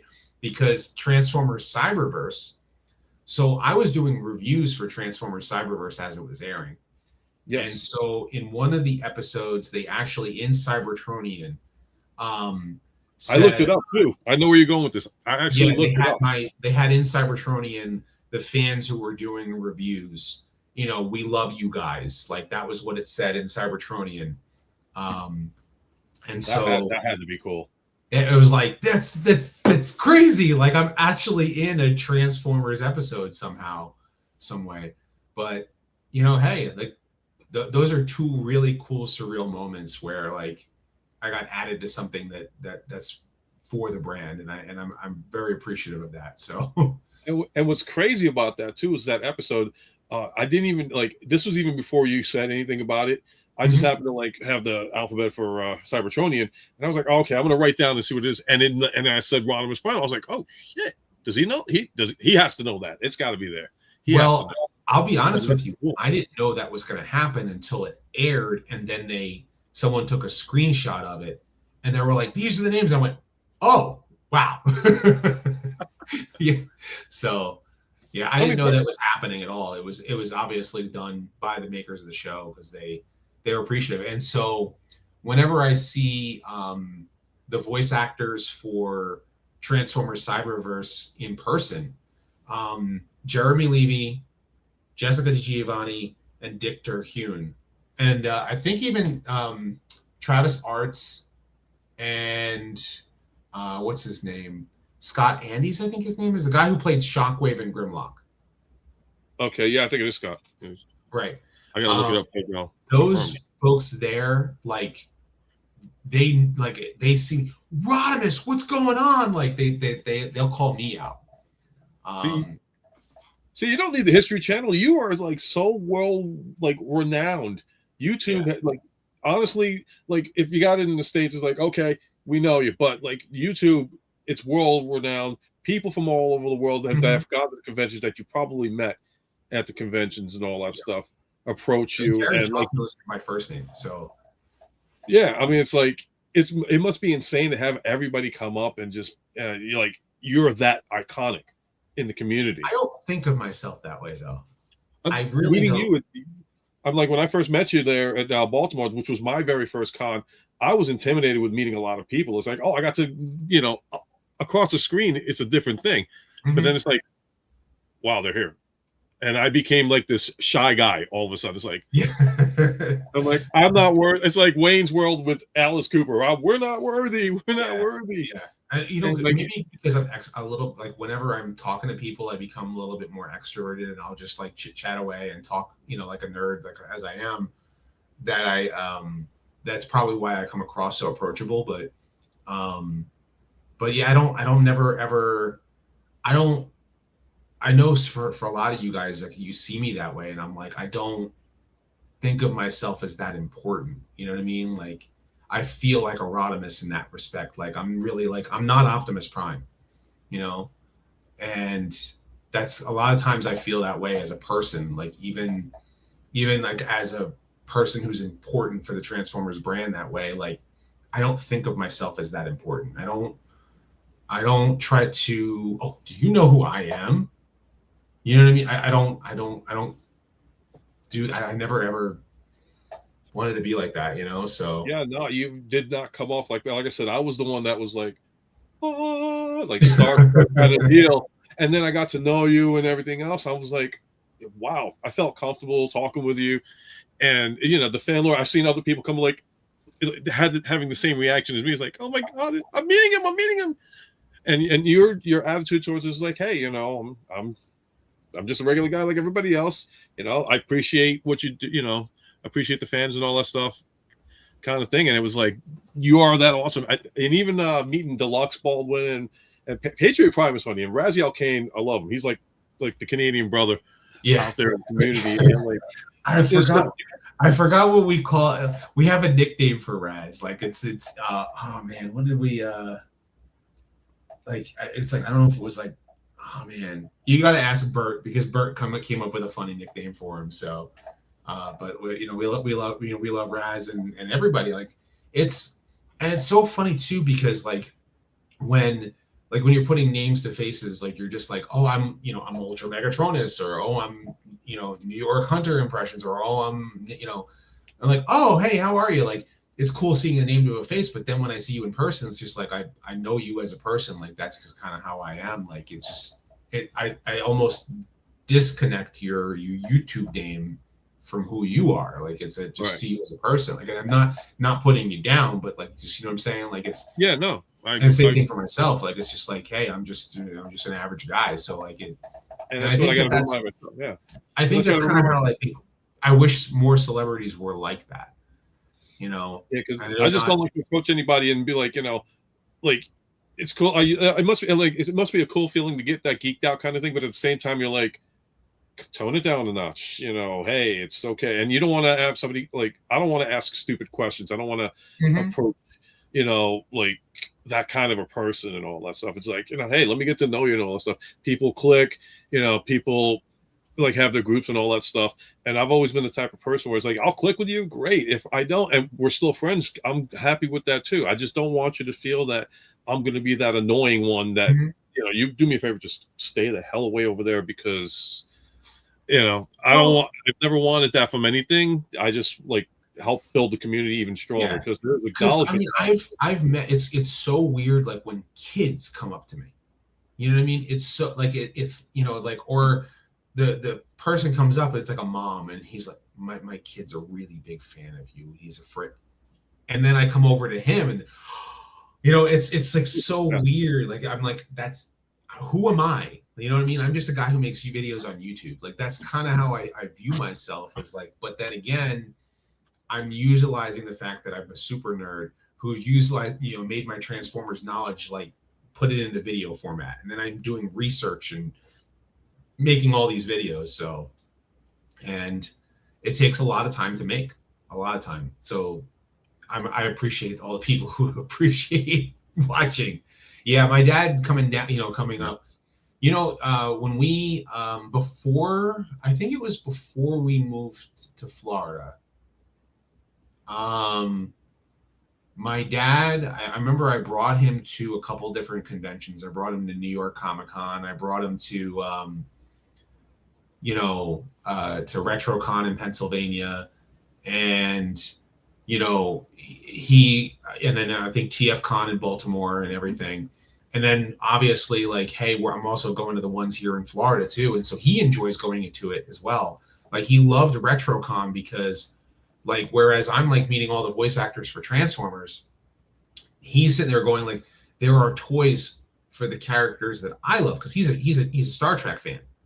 Yeah. So he ended up going, well, you're buying Transformers here and you're buying toys here and you're meeting voice actors here and you're meeting, and then he's like, I remember this TV show, like, because RetroCon will even bring in like TV shows that he watched. So like he'll see an actor and he's just like, was all like happy to see like the guy who played BD and what was his name? Twiggy was the character name. Oh, right. I didn't talk about that. Oh, right. And so he's sitting there like having a ball meeting that guy. We went to Tampa when we moved down to Florida. We went down to Tampa Bay Comic Con. And he met Q and the girl who played. Nice. John Delancey and what's the guy the girl who died in season 1 of Next Generation? Oh, Denise Crosby. Yes. So the two of them were there, and he was just like, and he's going around in his wheelchair, in his little scooter, and he was having a ball. So, now. One of the biggest highlights with me traveling with my dad to New York for New York Comic Con was the cast of the Expanse. Okay. They had this big walkthrough thing that you can do at New York Comic Con, and it was like this whole experience for the Expanse, and the whole cast of the Expanse was there. That had to be cool. So, but they were only there in front of the whole thing for press and for like before the show opened. And so because of my channel, I was able to get a press badge. And so my dad came with me and he was like he was just as literally as starstruck as you said. So then I'm sitting there and I'm talking about like I'm talking to some of the actors, and I don't know if you know who the actress is. I forgot if I think she might be Middle Eastern or Indian, but she played Madam President in the Expanse. She's been in a few other sci-fi shows before. I'm trying to think. She has a really distinct voice. Oh crud! I can't think of it. I can't think of her name. Anybody in chat, bring it up. Yeah, I'm gonna. Because I've been to New York Comic Con. 2011 was that was the first time I ever went to New York Comic Con, and they had the cast of The Walking Dead, and Mhm. they had you would have loved the setup if you like Walking Dead. You would have loved the setup they had. They had Dale on top of a Winnebago outside in the parking lot, and it was the actor that played him, just sitting there Oh, looking around. And my wife, Iranian actress. Yeah, her name is Shore Agadashalu. Is yeah, her look that name? up. Let me get out of this really quick. Sure, it sounds familiar though. Yeah, she's an Legend of the Iranian Expanse. American actress. According to IMDb. Yeah, why I gotta have the loudness here. And military, no, Expanse TV series. Trying to get the name right now. They got a picture, but what the heck is it based on? Executive producers. I hate Wikipedia. As do I. Yeah. But yeah. No, Here we go. Cast of characters. Okay. Character. Christian Avasalia or Avasara. Her name is Shore Agdashlo. I'm sorry if I'm butchering it, but I think that's her. Yep. Yep. So I'm talking to her, in front of the Expanse thing. And I mentioned to her, I said, hey, my dad's a huge fan of this show. He loves your show. And it's like this is one of the first Comic-Cons he went to. And I said to him, I said, it's great, bringing my dad out because, he's a little disabled and stuff because he, I said to her, I was like, he was a 9/11 survivor and, he doesn't really, he survived cancer. And she went, wait a minute. She literally gathered the rest of the cast and had my dad wheel up to them and you have to take a picture with him and we have a picture of him with the entire cast of The Expanse. That had to be cool. That had to make your dad's day. Oh yeah. And so after that, he just wanted to go to conventions all over the place and obviously even coming to TFCon, it's not his thing. Him coming to TFCon is not really his thing. He's not he likes Transformers, but he's not as a hardcore fan as we are. So it was just kind of so it was cool to have him come along and what have you. So, and I obviously I wasn't lying. He survived cancer and then obviously the 9/11 survivor. So I got to meet your father. Very awesome man. And plug his channel because I know is he still doing videos? Because I know he is. He's trying to do a lot of. I think it's Casey Grandpa Tech is his channel. Yeah. And he does a lot of tech reviews and stuff, and he's just doing it for fun. He's not doing it for money. It's just he's just doing it for fun. Yeah, I know one thing. Doing this YouTube thing, it's more for me. Started off as fun, and then you get that portion, that part where you start to saying, "Oh, the numbers are going up. How high am I getting? How high am I getting?" And then you get to that little. Have you ever gone through that where it's okay, the numbers are going up, and then it's okay, now it's decreasing? Have you ever had that kind of? I don't want to say numbers, an ego. Yeah. The numbers game right now is tough, and a lot of it, I think, for myself personally, is just I need to make more videos because the algorithm is just not so friendly to not making more. If you're not making a video almost every day, it's not as friendly to it. Because there's so many people uploading videos now. Yeah, I noticed now with not StreamYard but YouTube now, if you do a video or if you do a live segment what we're doing right now, I'm hoping to see what happens on your end because they got something where they have that little screen on the side of the what you're looking at. So it's not only you're going to get to watch it on the computer screen, but the mobile. And the numbers have increased a lot. Everybody that is in the chat that's been on my streams, it's hey, did you notice that your numbers came up to this? I was like, oh wow. So it's weird. The algorithms are completely wacky, but at the same time, they're trying to do something to boost the numbers for everybody that's out there. That's weird. Yeah. Because I was much of that. Because I haven't done much of live streams just because of my time. Right. Just I want to be able to like.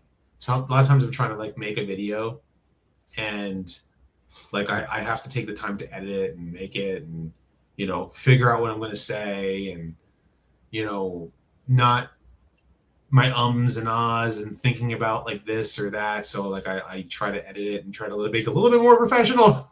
So I have to laugh when I do when I did live unboxings and stuff like that. Did reviews. I'm like, okay, blah blah blah. Okay, here it is. Try to transform it. If I can do it, yay. If I can't, I just throw it to the side, and that's it. I try to do a regular video review, and it's like I'm going back like time after time because I stutter on my own words.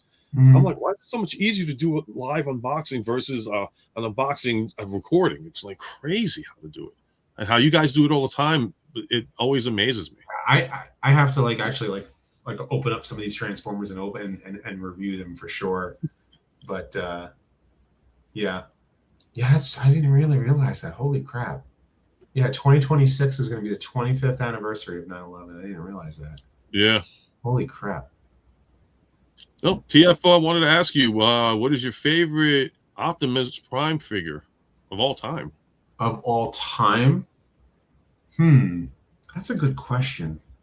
Because, like, I really, like, as far as, like, original toys is concerned, I mean, that original G1 Prime, I think is just, like, it's just such a good toy that when you're adapting it for the Optimus Prime that I had that I continued having as that I still have today is my Power Master Prime, and I love that figure. But as far as Optimus Prime figures are concerned, I really, really dig that the Studio Series 86. That to me, I think it captures G1 Prime so well that like I said to myself after I got that, I'm like, besides Power Master Prime, I really don't want another G1 Prime. You know what I mean? Like it's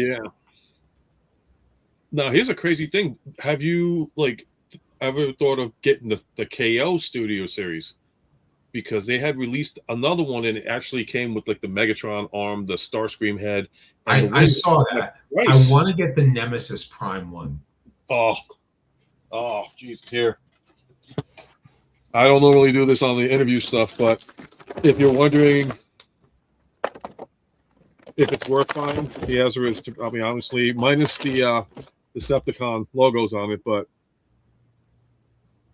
if that convinces you to get it, and I think I got this off of Amazon. Yeah, I want to get it. I want to get the Nemesis Prime, knockoff. They got him for 86. And then the other thing, if I had to say another Optimus Prime toy, here's you talking Optimus. What was your first Optimus?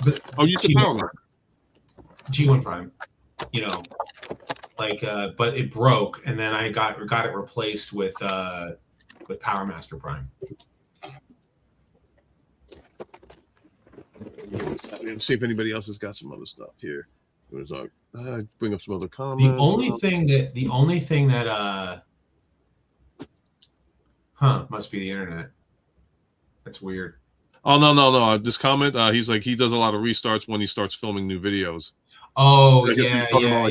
Like the comments. If I were to show you my cuts on my videos, like the ones that I record my voice, it's just my voice. There's a lot of coughing or literally me saying or ahs or anything like that, or I have to repeat a line over and over again. Yeah, that's my line of thinking. The 86 is like it. That's like I'm tempted to get the battle damaged one. I do kind of like that. I do want that battle damaged Megatron one though. I would say go with the battle damaged Megatron. But the one Optimus Prime that I just mentioned, the KO, does come with a lot more stuff. And one of the pieces is I have it behind me, but it's in the box though. It has the damaged rib. Like it doesn't have like the insert to put it in there.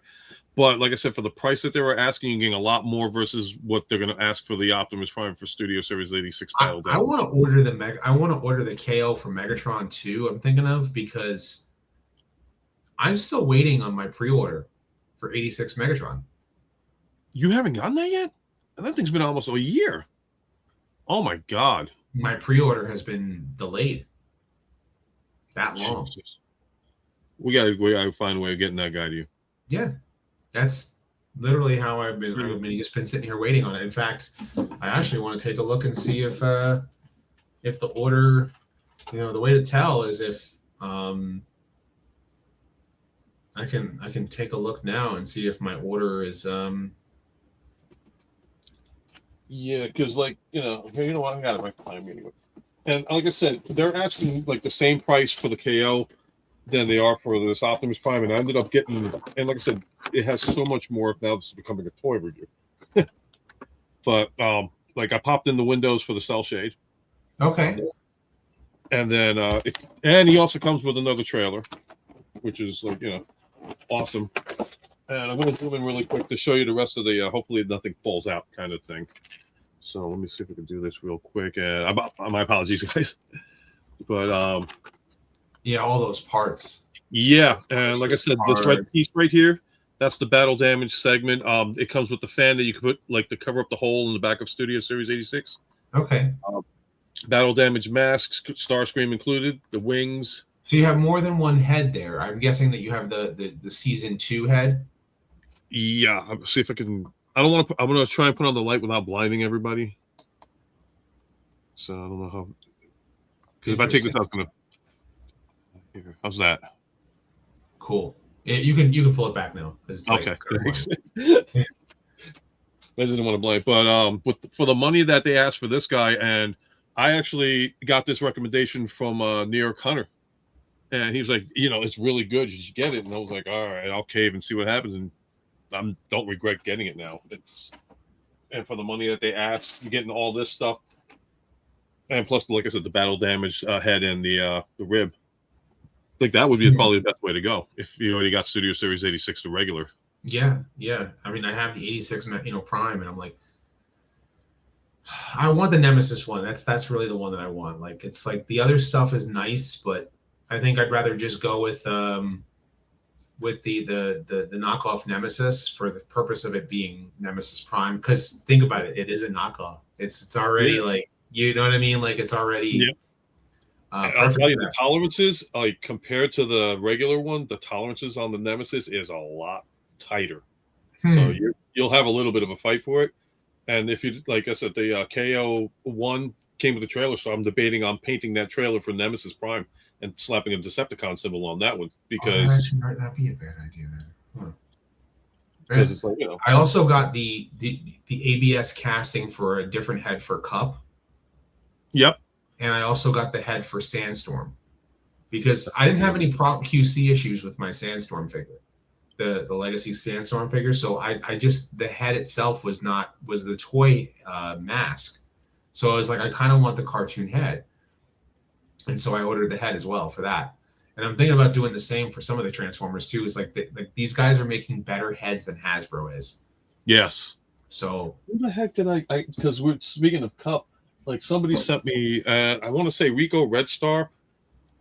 Okay. I think it was Rico that might have sent. He did another version of Cup's head, and he had like a cigar on the side of the mouth, and it looks a lot like really cool. In fact, here, I'll zoom in on this one real quick too. But this is the remake head, and I thought this came out so much better than the original head. Oh, cool. So here, let me try and focus on this guy, but. Yeah, but I thought this guy, like, I think it was Rico that did it, so hopefully he can confirm that with me. But he did that, and I was like, oh, I'll take it, and no regrets. Made it a whole lot better. I'm surprised Firetox didn't, or was it Firetox? He did, no, he did the, I know he did a lot of things. The last thing that I remember getting from him was for Target Prime. Where he had the chopping part. Yeah, yes, he did the whole kit and caboodle for Target Prime. I remember that because he made the scanner, the the thing for roller, and Even give him the coffee cup. I was like, that's cool.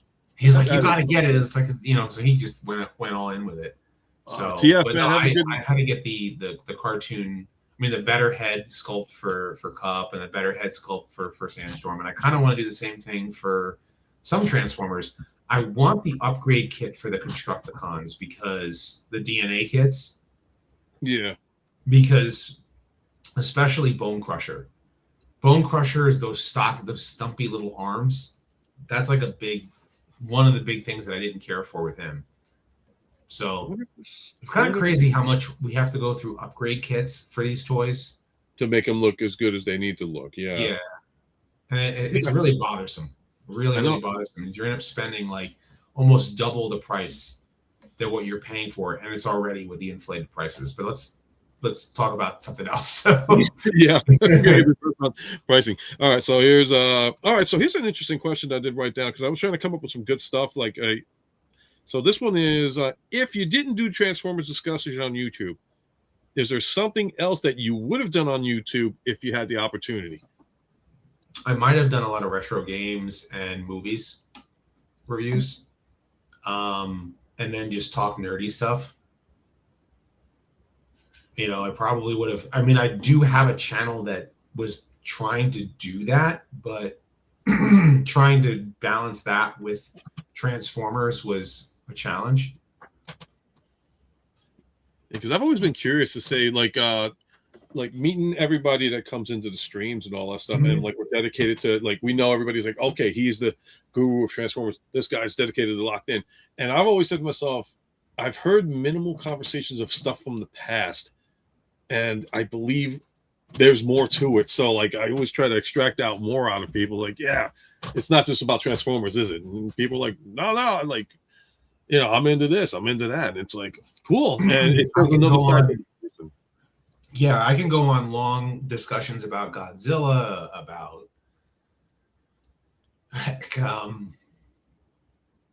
Power Rangers. I mean, I'm not a hardcore Power Rangers fan. I'm just, I kind of like, I liked Power Rangers. The Saban era. What's that? The Saban era. Early Saban era. Yeah.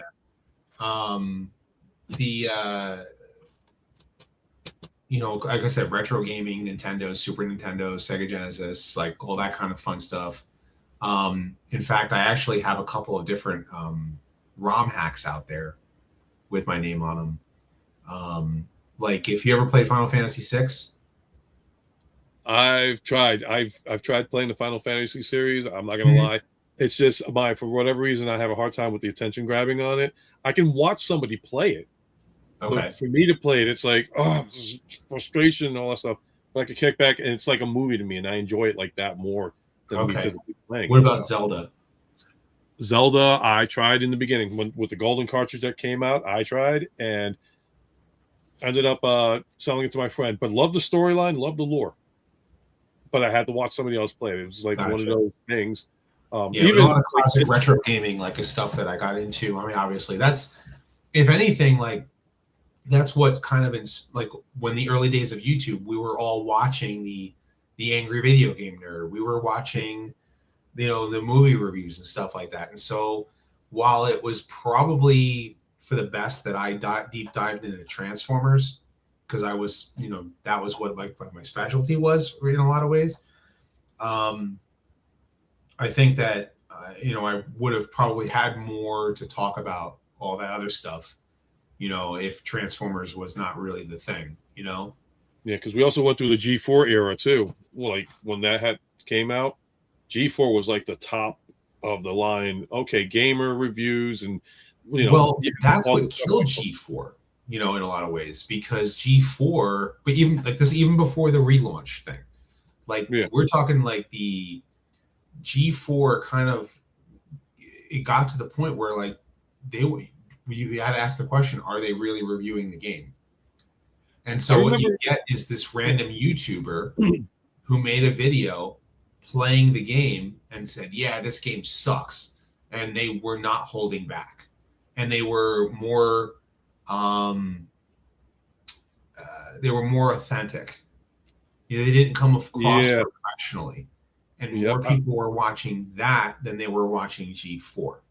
So they steered away from that. That's why the magazines didn't do as hot, because the magazines were great for the game developer interviews and stuff, but more people were tuning into YouTube. With everybody tuning into YouTube, that's pretty much where it all went. So because the early G4, I mean, like I remembered watching X Play with Adam Sessler, Morgan Webb, the early years when they actually did reviews, they were actually banging them out like, yeah, this game is absolute trash, or they would make fun of the game if it was that horrible. I mean, I still remember Dynasty Warriors, I forgot which number, and all they kept doing was like recycling I am Cal P. And Sessler's like, wait, what did you just say? I am Cal P. I'm like, okay, you just, out of everything in the game to talk about, you talk about the guy's name being Cal P. And just kept rolling with it. And then you had the brutal reviews and all that stuff. But they were at the time in the beginning honest, and then corporate G4 took over, and that's when I guess everything started going, because you had games like Arena, Cheat, all these like other segments that were like phenomenal. Mm-hmm. And like I said, once the corporate G4 took over, that's when you started seeing like depression faces from Morgan Webb and Adam Sessler and all those other ones that were like, yeah, hi, we're going to be reviewing this game. It's a 4 out of 5, blah, blah, blah. It's like they lost it, like they sucked the life out of these guys. Pretty much. They had passion, and then it was just like, and then YouTube came out, and I still go for cheat codes on certain games on YouTube. I go back to the old games too for that. But I mean, G4 killed itself for corporate reasons and all that stuff. YouTube resurrected it all. It tried to resurrect itself, and then it just immediately nosedived. Like it's yeah. Well, they shouldn't have even brought it back in the first place because of the whole, well, they don't have the magazines out anymore. A lot of stuff is digital copy. You can get the stuff on YouTube. So it was like, it was a noble attempt to get it back going, but it just didn't have that energy it had when it first came out. It was like you were happy to watch the show. Now it was like, okay. And then they went the direction that they did, and they got canceled out, which I think keep G4 permanently out. I mean, it's pretty much kind of the reason why, like, people, I mean, I would even say in a lot of ways, like the toy review is kind of like that way now with toy reviews. It's like, if you have so many people making toy reviews, it really, you're going to tune into the toy review for the reviewer that you like. You know what I mean? And you're going to, if you really appreciate that reviewer's opinion, you're going to listen to what that reviewer has to say about that toy. Right. But, are they really reviewing it? And that is where why YouTube took off so much, is because, it's more authentic review. Like, why do you like this toy? So, and the same thing with video games, the same thing with movies. Controversy with the whole issue, like with some reviewers, is like, well, they're saying that this product is absolutely golden because they're getting paid, versus another person that gets the same product and they flat out said, what a piece of garbage. What were they thinking? Like that, to me, which is what, like, that separates the community, I guess, in a sense, where it's like, are you doing this because you genuinely love reviewing and you enjoy the franchise, or are you doing this because somebody's telling you, hey, this is garbage, but make it sound like it's the best thing since sliced bread? I think that you should always be authentic, no matter what. You should be authentic in your reviews, and because when it starts to come across as corporate, it feels like corporate. Yeah. If it's an ad spot, it's different. You know what I mean? Like, I'll give an example. Like, I haven't had an ad on my channel from like a random thing, but when they were doing that Transformers Warships game, it was a sponsor for a couple of episodes, so I did a spot for that, Warship game, but it's an ad. You know what I mean? To me, in my opinion, I'm reading an ad. I'm making up an ad for that product. That's different. And what you'll notice is that it feels like an ad. And then when I switch over to the news video portion, then the real me comes out, then who I am. Because I'm not giving you my opinion about whether I like, because I'm never going to review something that I'm paid for to give a positive review.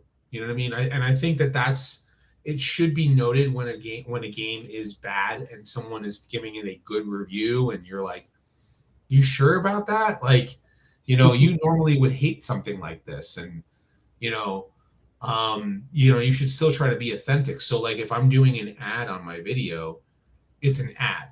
It's not I'm saying this is a great product or this is a terrible product. Like, hey, if you want to try out this game, and you can do this, and you can do that, and you can do this. Yeah. And like Patriot, he just recently had one, I guess, done some kind of hunting game, and I think he brought it up and talked about it. I think I wanted to. In fact, it was on that when you were on Raz's birthday stream. I think he had mentioned it. That he had the whole thing. That's the same thing. It's like if you're doing an ad, it's an ad, right? But if you're doing a review, you need to be authentic. If you're trying to make a game, and if you're trying to talk about, like, let's say, if you gave me a review copy and I hate the game, I'm not going to tell you that the game is good because they gave me a review copy. I'm going to give you an authentic review, and I think that if anybody gives a bad, if anyone gives a bad review, if anybody gives a positive review, but they really hated the game, I think it hurts their reputation, And so I think being authentic is the most important thing that you can do if you're going to be making,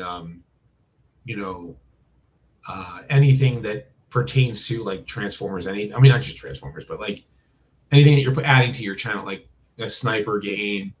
If you're doing an ad, it's an ad. You need to delineate the fact that that's an ad. So, sorry, my voice is starting to give out. No problem. Saying this to myself. One thing this is a question I didn't have written down, and this was actually something I did want to ask you. Have you ever had instances where people advertised you without your okay? An example, I just reached out to Raz. I was looking for what was it, for the Shattered Glass Prime, and I happened to come across 86, and there was this one site that said, hey, this is we advertise this, and right next to it there's Raz.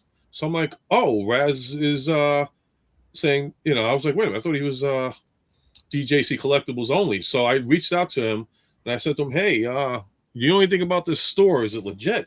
And he reached out. I was like, I have no idea whatsoever on this thing. So he, he spread out to the community like, hey, listen, if you see this store and you see my video next to it, I have no idea who these people are. Buy at your own risk kind of thing. Have you ever had that problem too, where people advertise you without your knowledge? I have not been made aware of it. I'm not made aware of it. The only thing that I can, like, if I'm on one of your guys' shows, like if I'm on this or Patriot or stuff like that, and they put me on the thumbnail because I'm going to be on their live stream. You know what I mean? That was something that I will say was a surreal moment. Again, also TFCon in Orlando, the last one that we went to, me, Patriot, and all those people, we were all on this big giant live stream or whatever. So it was all of our faces. One guy took a screenshot of it, and his kid went around to all of us. Yep. And you know who that is? In fact, he was in the chat, Brick Builder Prime. In fact, that was his kid. Yeah. That was he's in the chat, I think so. I will never, ever, ever forget that, nor will I ever be thankful, you know what I mean, for fans that are like that. It was like, this is surreal, man. That was surreal. But yeah, no, I have no idea. Like, I don't know about like any advertisement thing that my name's been attached to. And if it is, and if someone reached out to me, hey, were you a part of this? Like, I would be honest. You know what I mean? Like, I have no idea, or I do, or, Yeah, because the last thing I want to see anybody happen is like, oh, this guy was featured on this website and everything else, and they happen to be a scam. It's like, whoa, whoa, whoa! I don't want to see anybody's name getting tarnished because somebody's saying, "Hey, I know so and so, and they're did a review on a product that I sold them," and it's like, no, you didn't. He just did a review, and that's it. They just try to link it. So, definitely, I keep out like an eye out for anybody, and I question that, especially when the price is way too comfortably good. Yeah, no, I don't remember attaching my name to anything that's specific. The only thing that I need to do a review for, and I have not, and I have the entirety of the sets for, is that Agora Models Optimus Prime. Mm-hmm. But that's because it's going to be time consuming to put that thing together. That's it's supposed to be a 3 foot tall Optimus Prime with an electronic mouth moving up and down, talking Peter Cullen. Is the missus going to be okay with that? Because they already got a divorce class Metroplex. I have all the parts in boxes. So yeah, it's like, and it's die cast metal and everything. Nice. And, unfortunately I need time to build it. So, and that's the which part. is not something I have much of at the current moment. Yeah. Timing is always the big factor of everything. So for sure.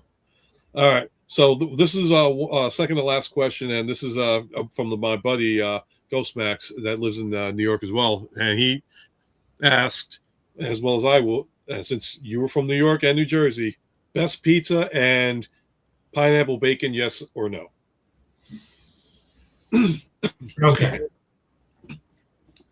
If it's pineapple and bacon, then it doesn't feel right on the pizza because the pineapple takes, you taste more of the pineapple than you do the rest of the pizza. And the same thing with bacon. Okay. Not to say that it tastes bad, but like it's like it doesn't feel right, especially if it's a slice in New York. Now, for me, best pizza is in New York or New Jersey.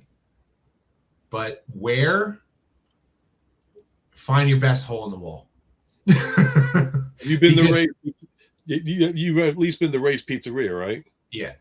Okay. Because the thing about pizzerias is that like there's places the places that are still good in the city that you can go to.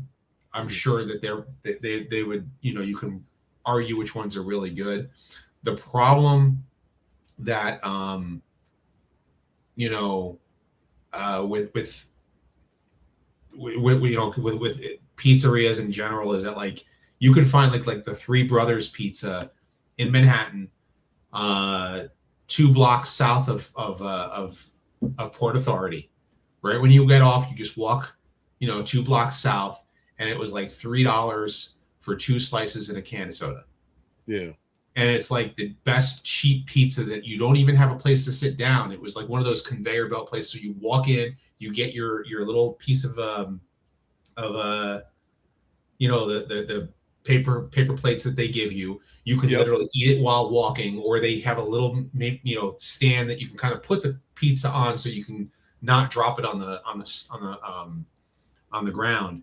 Yeah. But then you go to the places down in the Village, or if you go into Brooklyn, or you go to like other places, you can find really good pizzerias.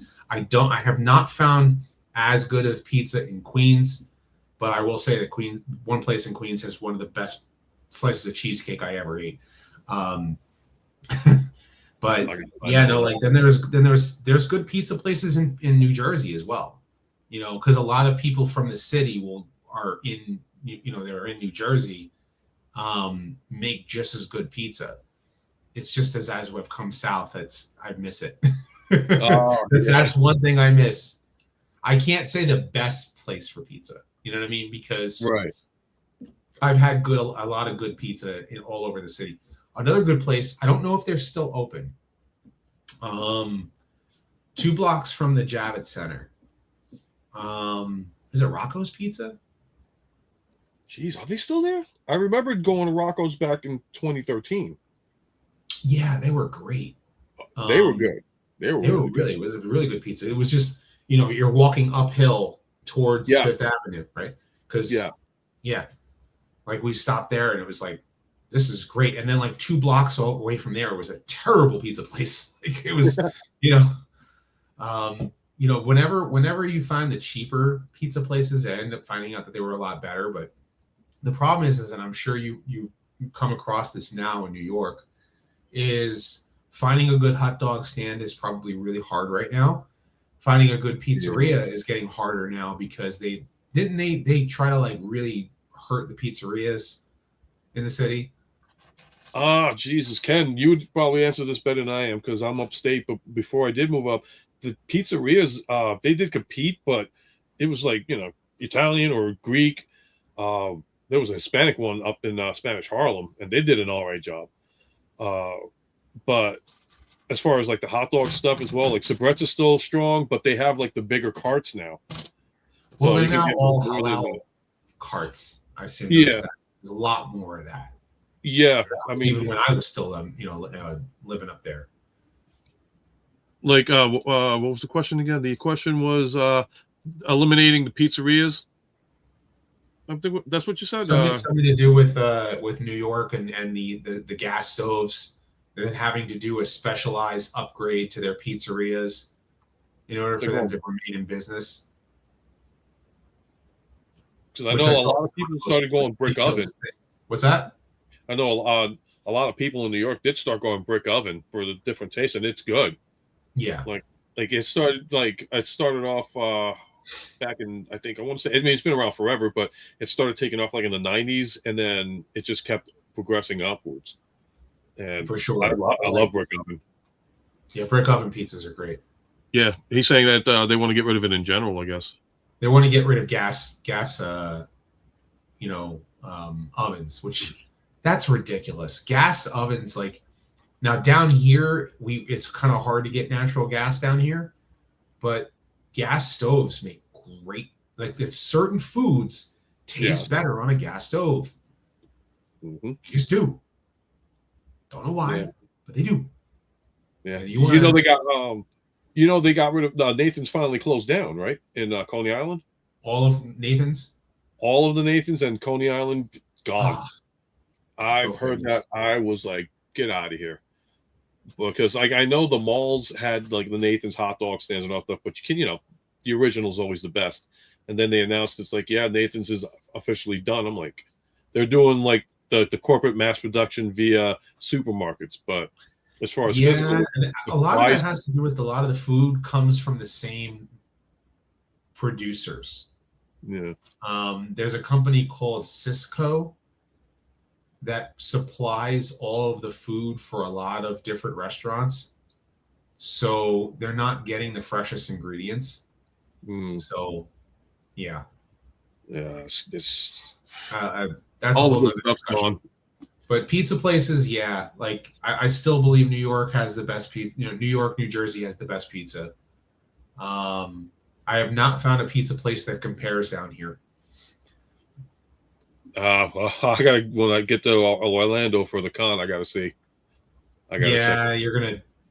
There's other food places that are better, like for other types of food. There is a guy near me where I live, who actually is from Brooklyn, and so his recipe is a good pizzeria, and he does make really good Italian food.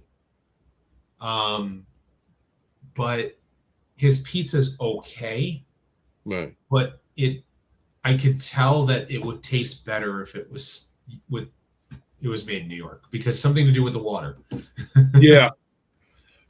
Some people are like, oh, it's the lead water that makes it taste better. Well, maybe it is. I don't know. It's the chlorination, which is funny because, like, everybody's like, New York City water is the best water.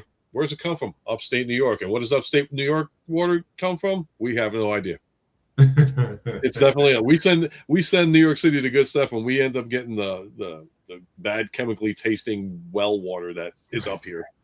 Yeah. So they're lucky on that part. So all right, let me ask you the final question. So we'll wrap this up, because thank you again for like being on for so long with us. This has been a hell of a great segment, and great time talking with you. So the final question I would ask would be, what advice would you give anyone starting on YouTube documentary or toy reviewing journey, and what would you suggest them not to do to help them with that journey? And I'm going to put you kind of straight on that one.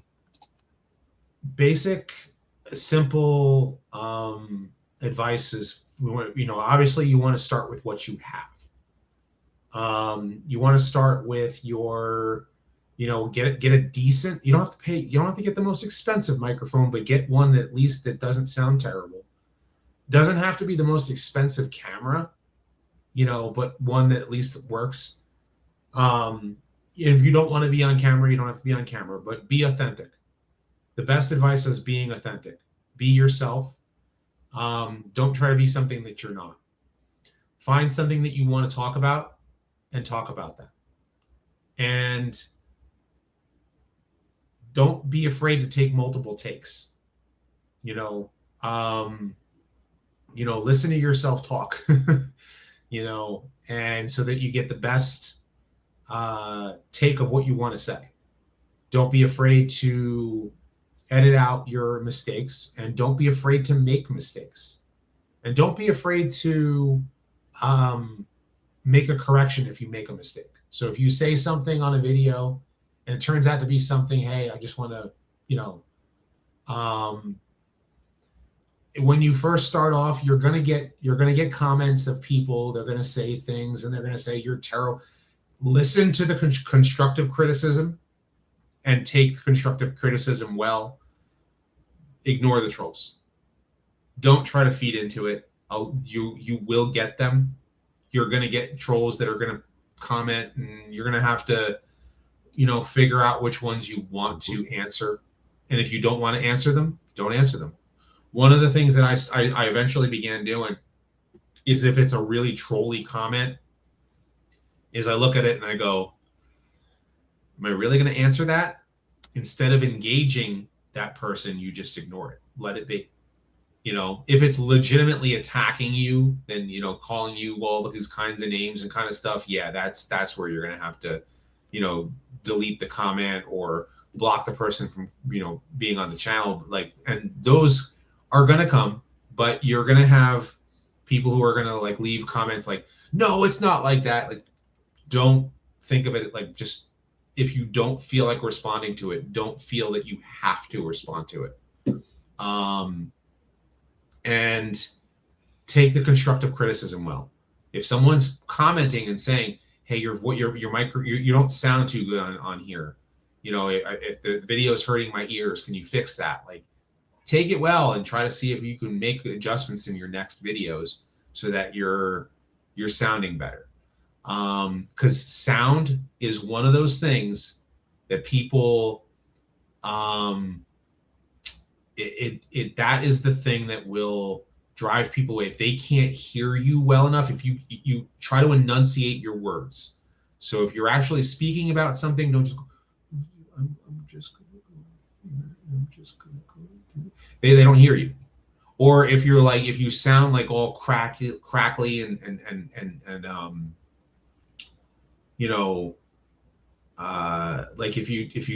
if you're getting a lot of pops in your audio, you're going to want to try to figure out your levels and adjustments and stuff, whatever recording software that you're using, whether it's OBS or Audacity, Audacity for the audio, but if you're using OBS for both video and audio, then you're going to want to get your levels just right so that you're not popping, because I project my voice.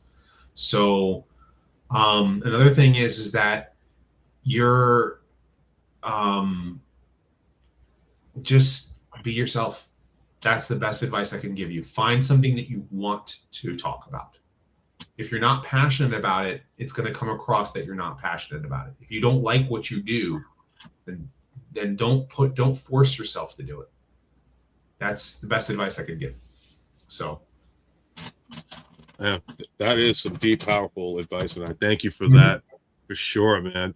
Like I said, you are one of the biggest inspirations in the community. A lot of these guys, including myself, thank you for doing this, because, back in the day, it's like if anybody were to talk about what we talk about, we would be looked at as outcasts. You do it with pride and go forward, and it's like, hey, this is what I love. This is what I'm going to share. And there's people out there that want to, talk about it. I'm here. And because of that, you're very successful. You are the guru of Transformers for sure. And like you said, on behalf of all of us, thank you for doing what you do, and continue being stronger than ever to keep going and see more content for sure. I know, like I said, time is of the essence for you. Yeah, yeah. It's all about timing, but we've been on for 2 hours and 15 minutes. Yeah, ask Bert. I'm serious. You can ask Bert. We do this. we go whenever we do live streams. It's like we're only gonna go for like a half an hour, or we're only gonna go for an hour. No, we go for 2. Me, I'm just like, whenever you want to call it quits, you let me know. And I was like, oh, it's 2 hours. Okay, we're having a great time for sure. Yeah, but I gotta get ready because I gotta get ready for work tomorrow morning as well. I gotta be up at like 4:30 in the morning. So again, I want to thank everybody in the chat that had the opportunity to, ask questions and all. And I want to especially thank Rodimus Primal's for taking the time out to hang out with me, and for me to get to know him a lot more, and just to educate me more on the Transformers universe for sure. Because you have interests. Somebody out there has the knowledge. Embrace the knowledge, because they love it just as much as you do, and they go out of their way to make sure that you get that information. So I want to thank you guys again. And of course, thank you, Rodimus, for taking the time out and hanging out with me this evening. I had a blast doing this. Hopefully you did as well. Of course. Yeah. I love, just talking nerdy stuff. That's pretty much what we did, right? yeah. But I got to get Norb's on so we can do that Godzilla segment when you have the time. Oh, yeah, for sure. And then I got to catch him at the same time, too, because he's busy at his job. Well, I'm like, that's a challenge for sure. And I'll tell you afterward, in the after show something too. But okay, yeah. All righty, well, guys, again, thank you for coming out and spending time with us. Hope you guys enjoyed the stream. Please don't forget to hit the like, share, follow, subscribe buttons. Show love to Rodimus here. To me, I'm okay. I'm all right. I do this because I love doing this now. So until next time, guys. Till all are one. And I'm gonna go with that. Take care, guys. Have a great one. And